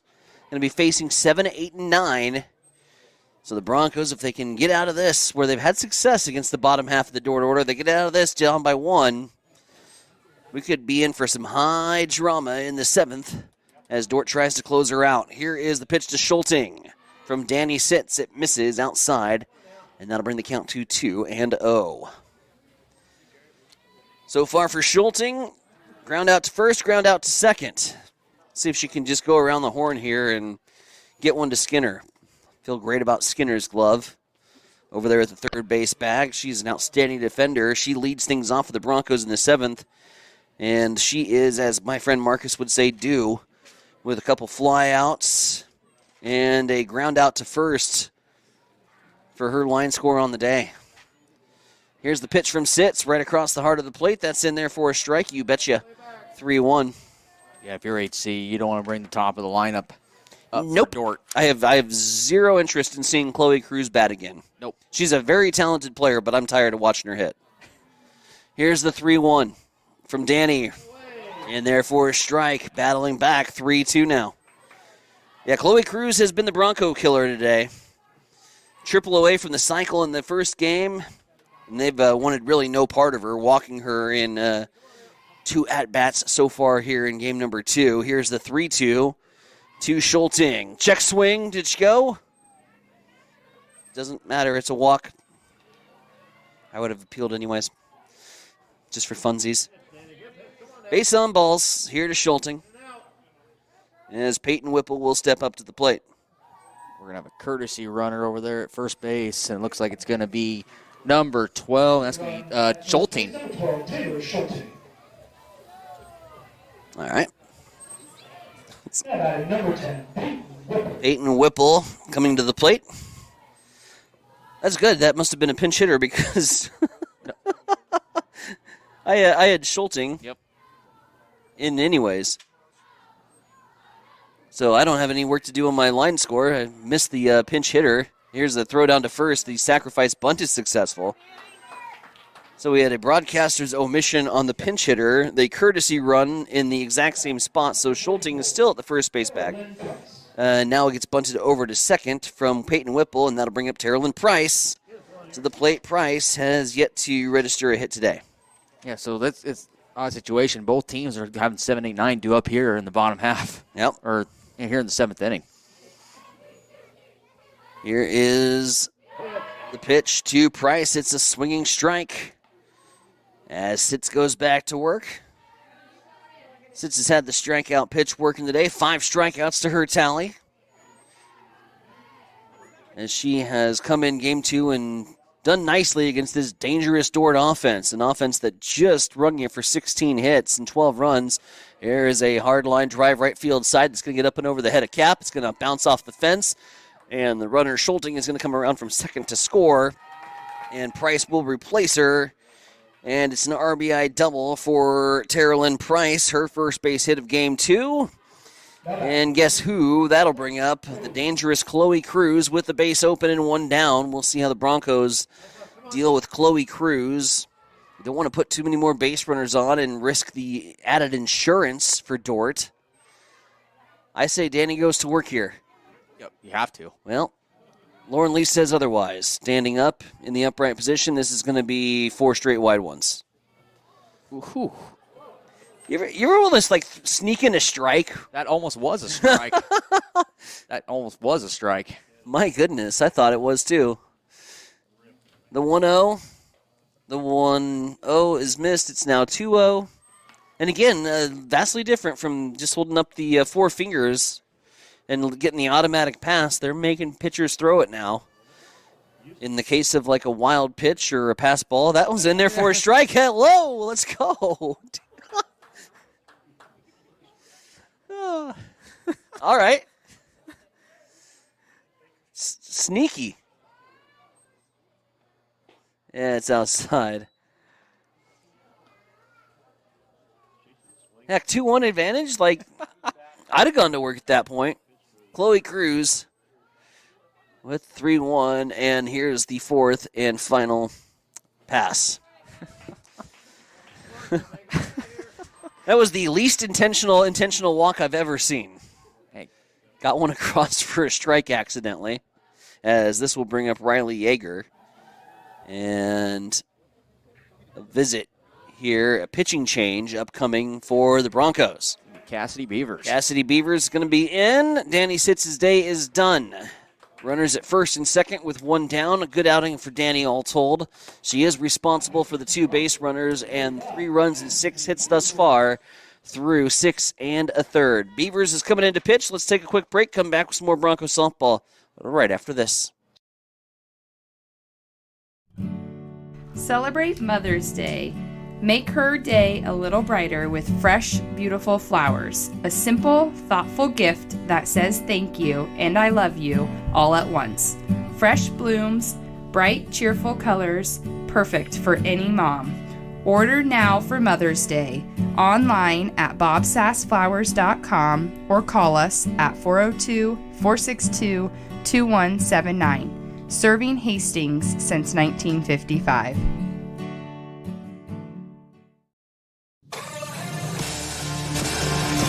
Welcome back to Extreme Sports, your exclusive home for Hastings College athletics.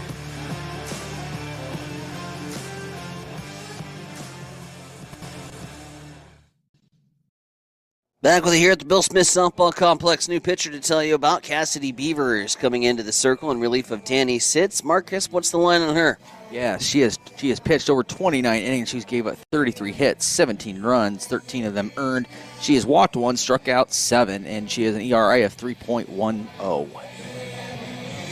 So Beavers will come in here to try to keep things right where they're at. 3-1 ball game here for the Dordt defenders. They are threatening, though, in the top of the 7th to tack on some more insurance runs. Runners at second and first, with Schulting at the second base bag. Terrellyn Price with the RBI single. Check that, the RBI double from Terrellyn Price. She's at second. Chloe Cruz just walked. Schulting came around to score the run. How about we see a 5-3 double play right here? Something in this thing. The 6-4-3 would work. 4-6-3. Yep. Adds up. Strikeout. Like, here we go. 4-6. Not going to be in time for 3. Lexi Mudloff flips it over to short in time. We get the ground ball, but don't get the DP. But we do get the all-important second out. Here are the frame. Runners at the corners. Now for Price and Cruz. Annabelle Hensley stepping up to the plate. She's had the big hit of the ball game, the 2-run shot that had given Dordt the 2-0 advantage at the time before Lauren Lee hit the solo. And now Coach E talking to Cassidy Beavers here with the dangerous Annabelle Hensley at the plate. Runners at the corners. And you know, in the back of Coach E's mind, there's probably going to be a first and third play on here. Dordt likely going to be aggressive to try to put both runners into scoring position. So you're talking about that. You're also talking about how to approach Annabelle Hensley, who here in Game 2 has had a pretty good bat. She's singled. She's had the 2-run home run, the long fly out to left field. So got to be careful, because with one swing at the bat, Annabelle Hensley can end any hope for a Bronco comeback here. So extra caution needed. Yeah, she's a triple away from the day cycle. I'm going to say that. The day cycle. The day cycle. The day cycle, because she's homered. She's had a single. She had a double in the first game, so she's only a triple shy of the day cycle. Here's Cassidy Beavers. Play on at second. Mudloff comes crashing in. It's a free bagger for Riley Yeager. And she's going to stand now at second with Terilyn Price 60 feet away over at third. Annabelle Hensley here on the pitch from Beavers. Chopper up the middle, and that'll drive in 2. Coming around to score off the top of the glove from Cassidy Beavers. Here's the throw down to second. Hensley is going to get a single, 2 RBIs, and then the extra base on the advance. Yeager scores. Price scores. And I think the throw could have made a close play at center on Yeager. Maybe. Cassidy Beavers stuck out the glove. It tipped off the leather, and that was all she wrote. The 2 RBI single, and Dordt has broken this baby open in the top of the 7th. 3 runs have come across to score, and now Lauren Steenstra to the plate. Steenstra with a single and a strikeout and a pop out to second. And just like that, it's 5-1 Dordt, and now feels a little bit more insurmountable than it did 2 minutes ago. It starts to feel like Game 1 again.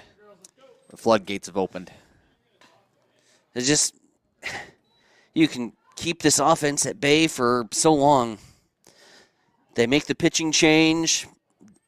Danny was out of gas. Beavers gives up the 2 RBI single. Danny responsible for the 2 runners, so 5 runs on her line score today. As Steenstra flies out to center, and that's launched out for a home run.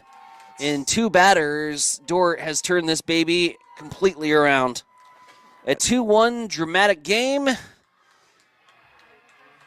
Now 6-1. And that's home run number 6. 7-1. 6 home runs, a half dozen for Dordt on the day.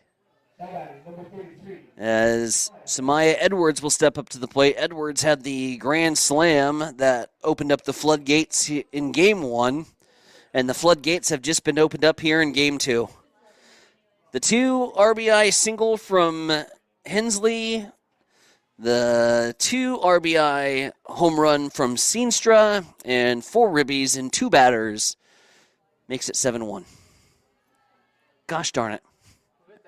That was big time for Steenstra. I mean, that was clutch. You kept the gas and you put it on their throat, and Steenstra came up big there for Dordt.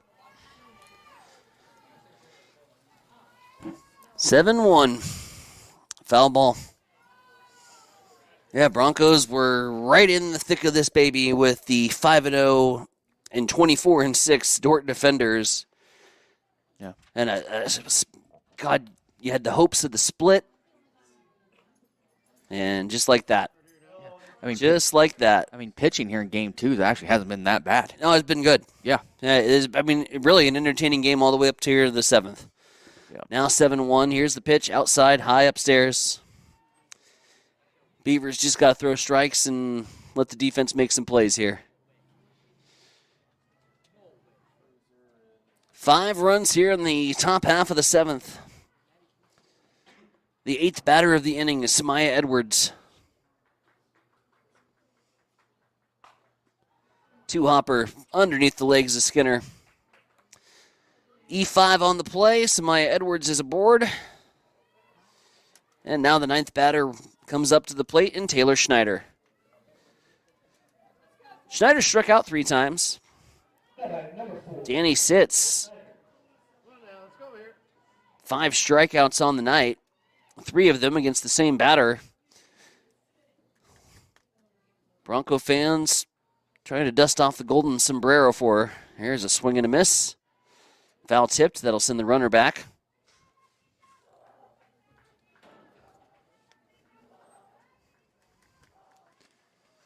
Yeah, it seemed like nothing is going the way of HC. It's like Dordt has done everything right. 2 bad innings. Tonight. Yep. Two bad innings all game long. He had the bad third with the 7 spot in game 1. Now a 5 spot here in game 2. And a swing and a miss. And you're only trailing 2-1 at that point. Backbreaker. Yep. That 2-0 lead seemed insurmountable, and then you got that home run from Lauren Lee. You're like, okay, we're right there, and then you put up a 5 spot here in the top half. Yeah, of the Dordt 7th. got insurance and then some. Yep.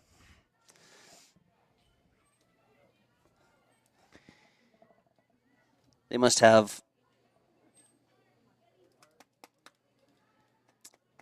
You're hitting really good insurance salesman. Here's the 1-2. Rolled foul. See, when you're hitting 343 as a team through, 30 games so far in this season, you're doing pretty well. And it's shown here tonight in 2 games. Here's the 1-2 from Cassidy Beavers on Schneider. Off-speed pitch, swung on and missed, and it is indeed the golden sombrero for Taylor Schneider. She strikes out for the 4th time here in this game. But Dordt bats around. They send 9 to the plate. Hastings College coming to bat here in the bottom of the 7th. Last chance for romance, and the Broncos now trail by 6. Going to need a big offensive performance, and it's going to start with the bottom of the order. 7, 8, and 9 do it for HC. It's Broncos softball tonight here on the Extreme Sports Network. At High Street Insurance and Financial Services, we are agents of change. We believe life is full of new opportunities, and we guide you forward with strength and confidence so together we can build stronger, more resilient communities, illuminating the path ahead, where opportunities are always within reach. We do it for all our futures. High Street Insurance and Financial Services, located at 3606 Cimarron Plaza, Suite 280 in Hastings.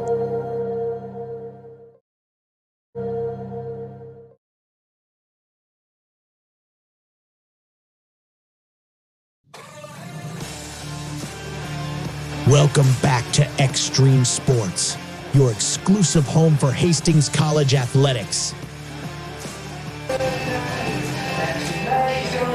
Well, last chance for romance for the Hastings College Broncos here in day number 1. 2-day doubleheader here, a homestand for HC. We'll have some more Hastings College softball for you tomorrow afternoon.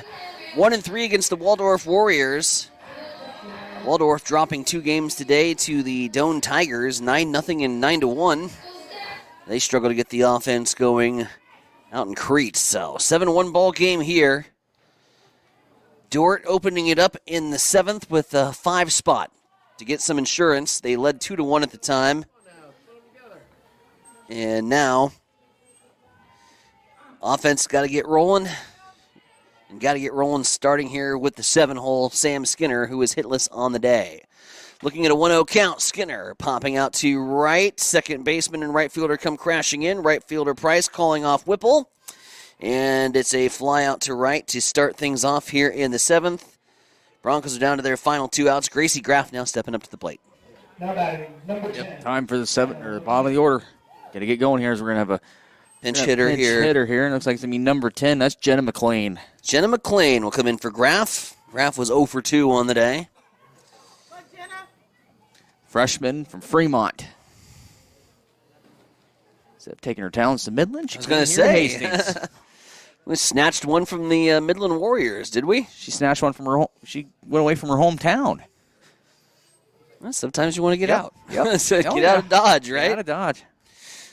Here's the pitch to McLean. Misses for a ball. It's 1-0. Reagan Hoos would be awaiting in the on-deck circle, provided that they don't go for another pinch hitter. Here is the pitch, low and in. And it's a 1-1.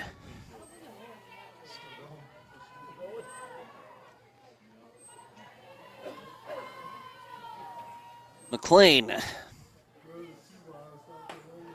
watches one upstairs from Tweedy. Tweedy has pitched all 6 1/3 thus far here for the Dordt defenders in Game 2. They got a 5-inning shutout performance in Game 1 from their ace, Riley Yeager. And the backup option, not a bad plan either. No. Abigail Tweedy has been locked in. Again, just the lone solo home run given up to Lauren Lee, and then 4 other hits scattered across the day. Broncos threatened in the 6th. They had 2 runners in scoring position. The go-ahead run was stranded at second. And then the dam broke in the top of the 7th. As Dordt sent 9 to the plate for a 5 spot. Here's McLean. Fly out straight away center field. Camping underneath, it's going to be Yeager. And it's fly out to center. Reagan Hoos stepping up to the plate.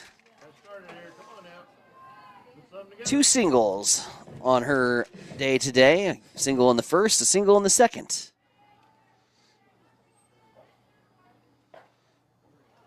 And I promise you, one of these games, I know she's not overly tall, but in one of these games, I need to get Baker to put her at the first base bag so I can just say who's on first. I've been waiting all season to do it. Swung on and missed.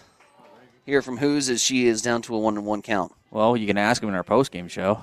No, don't think that's going to be coming up in my line of questioning. Here's a 1-1. Maybe tomorrow we'll bring it up. This one's in the dirt, 2-1. Tough day for all involved today for the Broncos. 8 hits. Just 1 run scored so far offensively on the day. That the lone solo shot from Lauren Lee. Here's Who's. Pop fly.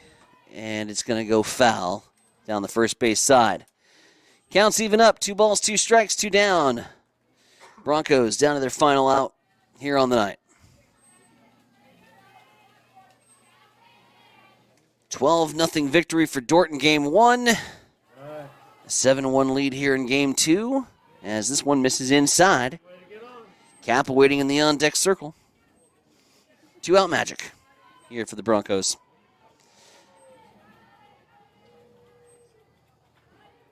The 3-2 upstairs, ball 4. Game extended for now. Caton Kapler heads to the plate. Cap with a double. Big double out to the right field gap. Living life in the fast lane. Music selection's been pretty good. These are better walk-up songs. Yeah. These are from the kid. I didn't know anybody under the age of 30 that listens to the Eagles. I'm impressed, Kate. Here's Cap. See if she can keep this game rolling here for the Broncos. Get a little 2-out magic going offensively. Update from Lincoln really quick on Go for it. Baseball side. Huskers lead Indiana now 5-0 in the 5th inning. Like that. Who's on the hill today? I believe, I can tell you, I'm 1-0 chopped foul. I have so many things going on in my mind right now. I can never remember who our Friday night starter is anymore. That's pretty sad. I'll give you that. It's pretty standard for me. Horn. Ty Horn.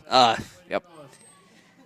But, of course, 1-1. As Cap chops this one foul. Broncos now down to their last strike, 1-2. Who's at first?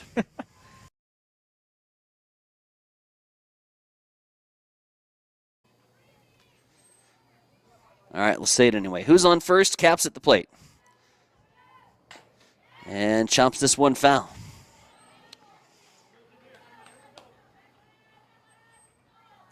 Good battle here for Kapler. Like you mentioned, double back in the 5th. Staying alive. Yep. The VGs. That's a good tune. Here's the 1-2 to Kapler. Inside, rings her up. Cap down on strikes. The ball game is over.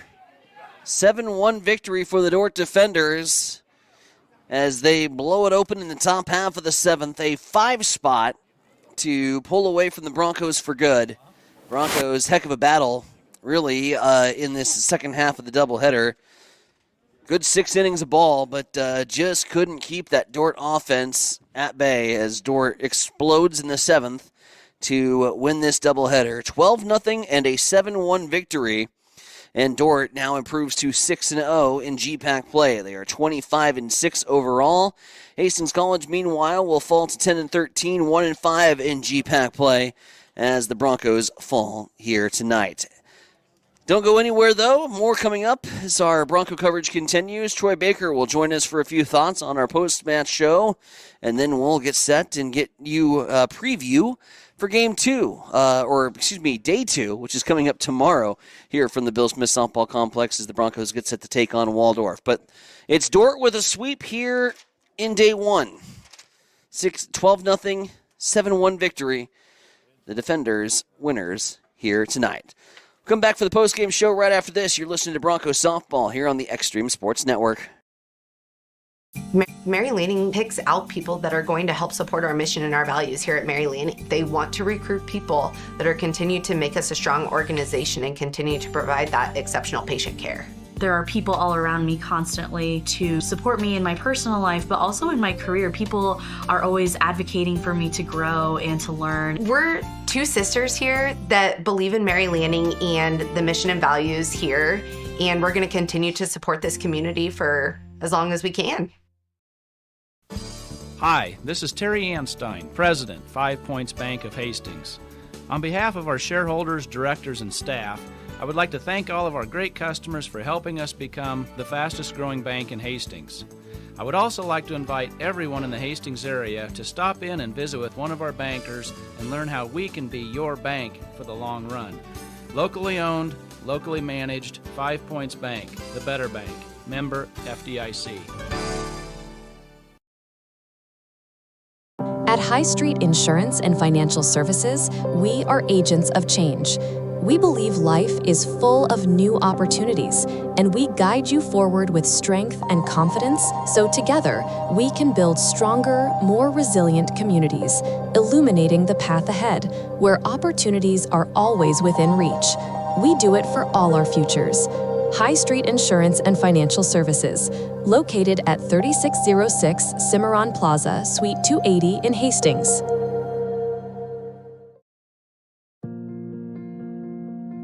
I'm John Butler, Funeral Director and Owner at Livingston Butler Volland Funeral Home and Cremation Center in Hastings. And I'm Nikki Butler, the Advanced Funeral Planning Specialist. Whether you choose a traditional service, cremation, or a unique memorial service, our experienced staff is here to help guide you through every step. Visit us at lbvfh.com to learn more about our services and how we can support you. Livingston Butler Volland Funeral Home and Cremation Center. We are here when your need is greatest.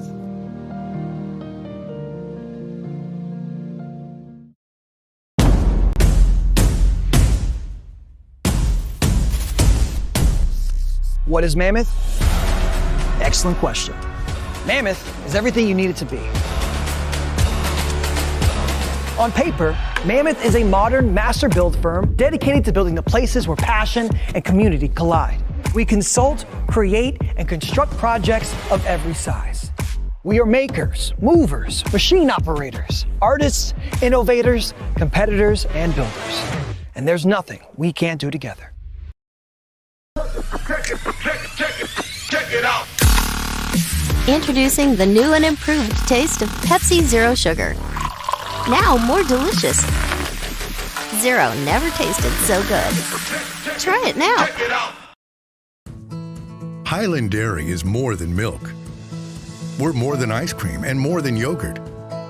More than just dairy. We're the communities we serve. We're our employees. We're sustainers of the environment and regulators of food safety. Our values are clear because they have to be. Without them, we can't bring you the dairy products you deserve. Highland, locally made, naturally delicious. Looking for the perfect spot before or after the game? Head to Miscue's Sports Bar and Grill in Hastings. Choose from your favorite sandwich or build your own burger or chicken sandwich just the way you like it. Your choice of cheese, sauces, and all your favorite toppings. Craving wings? Choose from over 20 sauces and rubs that bring the flavor every time. Grab an appetizer, catch the game on the big screens, or challenge your friends to a game of pool or darts. There's always something to do. And don't forget the daily lunch specials. Miscue's Sports Bar and Grill, 316 South Elm. Great food, great games, and the perfect hangout in Hastings.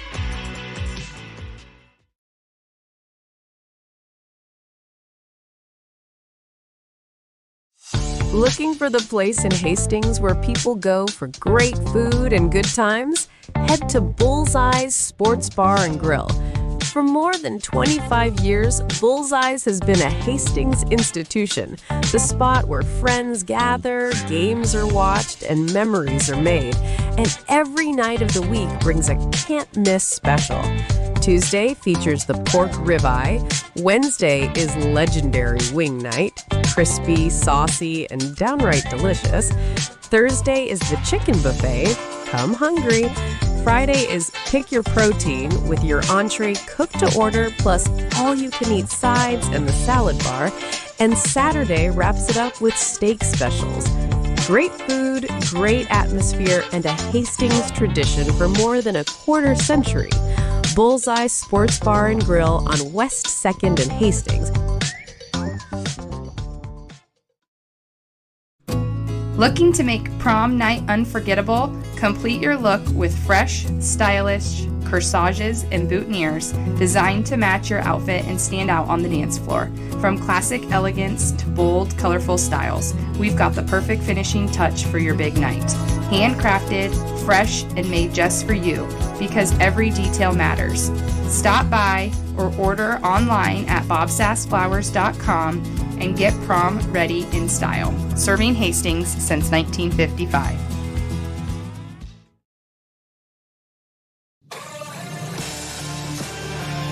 Welcome back to Extreme Sports, your exclusive home for Hastings College athletics.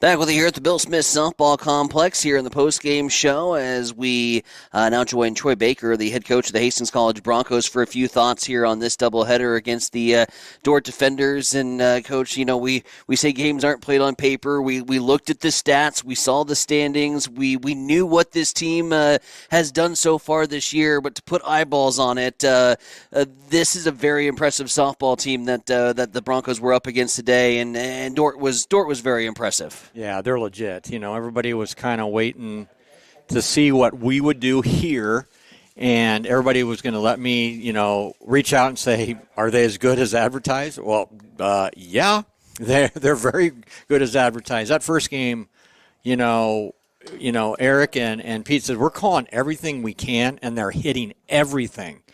And, you know, Kira's always around the plate. And she went as long as she could, and then, you know, Bailey came in, and we throw strikes, and that's not a bad thing, but sometimes if they're not quality, you know, they're going to get hammered. And game one was a disaster, and it was over in a hurry. And give credit to Dordt. Jeff's a great coach. And I said, you're the best team that we have seen all year. And I said, keep it going. I said, it's fun. I said, I'm rooting for you. I don't root for everybody in the conference, but I root for them because I've known him a long time, and it's a respect thing. And he says, I've always rooted for you. I wish he could touch us and touch our bats and we can score a little bit more runs. But, moving forward, we got days, we got games tomorrow, and the sun will come out. The wind will definitely come out. and we'll see if we can get them tomorrow. Coach, let's talk a little bit about their offense heading in, and that was the kind of the thing was, we knew we had KB going, and you figured that we could probably keep that in check a little bit. They ambush tacticked right off the gates, a leadoff home run, and from then things went off and rolling. But really, Danny quiet in those bats in game 2. I thought she had a really good 5 2/3 innings of work there. Just that single and the home run, the kind of the blemish on her record line score today. Talk about the approach pitching against a lineup that really 1 through 9 they can be dangerous. So I think Danny throws harder than anybody that we have on our staff, and if her stuff is moving, which her ball was moving, and she did. She made one. That's why I said. You made one mistake, and she was running out of gas, and, I was hoping Cassidy would she did get a ground ball. We just couldn't turn 2 on that slapper, and, it got away from Cassidy a little bit, but my God, Danny pitched her butt off. It was fun to watch because, she beat Doan the other day, and we had a conversation. She says, well, I got the win. I said, you gave up 8 earned runs. Well, they scored for me. Yeah, but you gave up 8 earned runs. And I said, way to stick it to me. I said, I appreciate that. And I did. I try to find little things that motivate him a little bit. But I said, Danny, do everything you can and get ready for tomorrow because we're going to need you all hands on deck. And she did. I'm very proud of her. Coach, coming into this matchup against Dordt, it was a road trip up to Mitchell where he dropped 2 one-run games. You get the split against Doan. Offense has a big game in Game 2. Couldn't quite find the spark in Game 1. Is consistency still a thing with this offense? And what's the message to start finding the bats here midway through the season? That's a great question, Tyson. If I could go somewhere, Walmart, Kmart, some Sunmart, I don't care. I have, what, these guys, again, we always say the bubble gum. When Pete and I talk, they look at us like we're idiots. The bubble gum card, look in the back, and Lauren Lee's going to hit 330, hit about 5-6 home runs, drive in. And she might at the end of the year, but, for a lot of these guys, they're just not having the typical last year season. For whatever reason, Caton started off great. Lauren came into this game on fire. Yes, she gave us a home run, but she struck out 3 or 4 times too. And, when you have good dominant pitching, what we saw today, and what's scary is those 2 kids are freshmen. Like, are you serious? Why are you at Dakota? What are you doing at Dordt? Why aren't you pitching at a higher level? They're that good. And so hopefully, we find it. Again, tomorrow's another day. It's going to be hard to hit. If we hit the ball up in the air, it's probably going backwards about 400 feet. But we got to hit the ball on the ground, hit line drives. Again, we don't change our approaches. We probably hit more than any other team in our conference. We do. We hit a lot. Maybe that's sometimes they think it's home run derby, but then they get in games, the game, it spins, it rises, it sinks.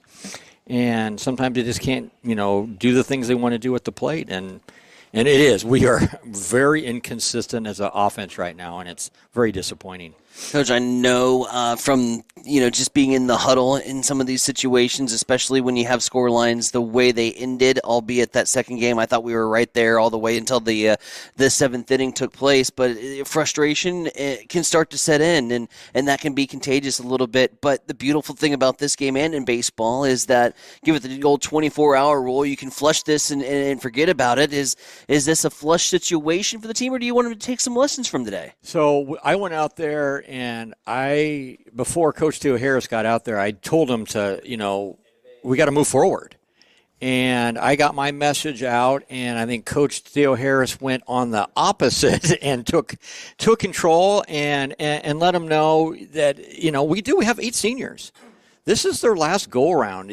I don't think they understand. I know they know, but they just think that, we can just turn it on and off, and it's not a faucet out there. These are games. You got to start stacking games.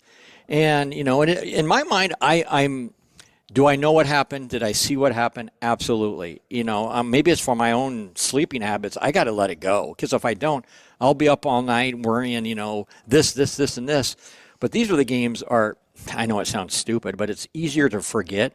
I'm still thinking of the Dak West 10-inning, 8-inning game. That game was agonizing because we had 2 games that we could have won and should have won, and we didn't. Today, I told myself, these guys are very good until you saw it. First batter of the game hits a homer. Yes, that kid has like 11 homers on the year, and I went, oh, my God, I'm stupid. Why are we even throwing to her? So we just stopped throwing to her, intentionally Walker. We finally got her out, and it was like amazing, but they're, we got to we just got to keep going forward, and, hopefully tomorrow's a great day, and we, the next time you see me after this, we're talking about, hey, 2 clutch wins, and we're moving to Concordia, so I guess we'll see. Coach, I got to ask, Waldorf comes in tomorrow. Waldorf got run-ruled in both games against Doane. It is easy as a college student. It is easy, even from the broadcast crew, to say, oh, whew, a little sigh of relief here. We got a team that's struggling a little bit in the Great Plains Athletic Conference. How do you mitigate that and go after on the offensive against the Warriors tomorrow? I think the easiest thing to do is what happened just now. Yes, their coach says, if you come play hard, you're going to beat them. But I said, yes, Jeff, but we're playing in a 40-mile-an-hour gale of wind blowing in our faces. It's a lot easier said than done. You're not wrong. They know. Our team is – there is some students of the game. They know the standings. They know who's good, who's bad. But from right now, you just got to have, blood in your eyes and go after who's ever on the mound and, in a nice sense, take them out, because – we got to start winning or we're not going to make this tournament. I know we're 6 game ins, but we're 1-5. Yep. And, we don't want to get to the point last year we had to hit a walk-off just to get in the tournament. And I think we'll figure it out eventually, but this conference is too good. You just can't start getting buried at the bottom and hoping that you're going to automatically start winning. Coach, see you tomorrow afternoon, sir. You betcha. Thank you, Tyson. Troy Baker again joining us here on the post-game show for some thoughts here from this one. Again, Dort taking care of the Hastings College Broncos today. A 12-0 victory in Game 1, a 7-1 victory in Game 2. Hastings College now falls to 10-12 on the season, or 10-13 on the season, 1-5 in GPAC play. Meanwhile, Dort has improved to 6-0 in the Great Plains Athletic Conference. Well, 2 minutes before 8 o'clock. That'll do it for us here from the Bill Smith Softball Complex. My right-hand man, Marcus Metcalf, who will join me tomorrow afternoon right back here at the Bill as we get set to bring you Hastings College in Waldorf. Will be on Extreme Sports 2 tomorrow, 1 and 3 for the matchups against the Warriors. We'll have Hastings High Baseball for you on Extreme Sports Channel 1 beginning at noon at 11:45 with Mike Will on the call there. Meanwhile, some news for the Hastings College baseball team. They dropped to Northwestern 2 games today, 4-1 in Game 1 and 14-4 decision that finished in 7 in Game 2 for the Hastings College baseball team. So overall, tough day to be a Bronco in the Diamond Sports as softball and baseball get swept here today. But like the Diamond Sports, and what's beautiful about them is hope springs eternal for tomorrow. Tomorrow, a brand new day and a chance to flush and forget and get back in the win column. And we'll see if the Broncos can't do that against the Warriors of Waldorf. From my right-hand man, Marcus Metcalf, our sports director, Mike Will, the IT man, Shaner, and the rest of the crew over at Extreme Sports, I'm Tyson Nevronic, wishing you a very pleasant good evening from Hastings. You've been listening to Hastings College Softball on Extreme Sports, your exclusive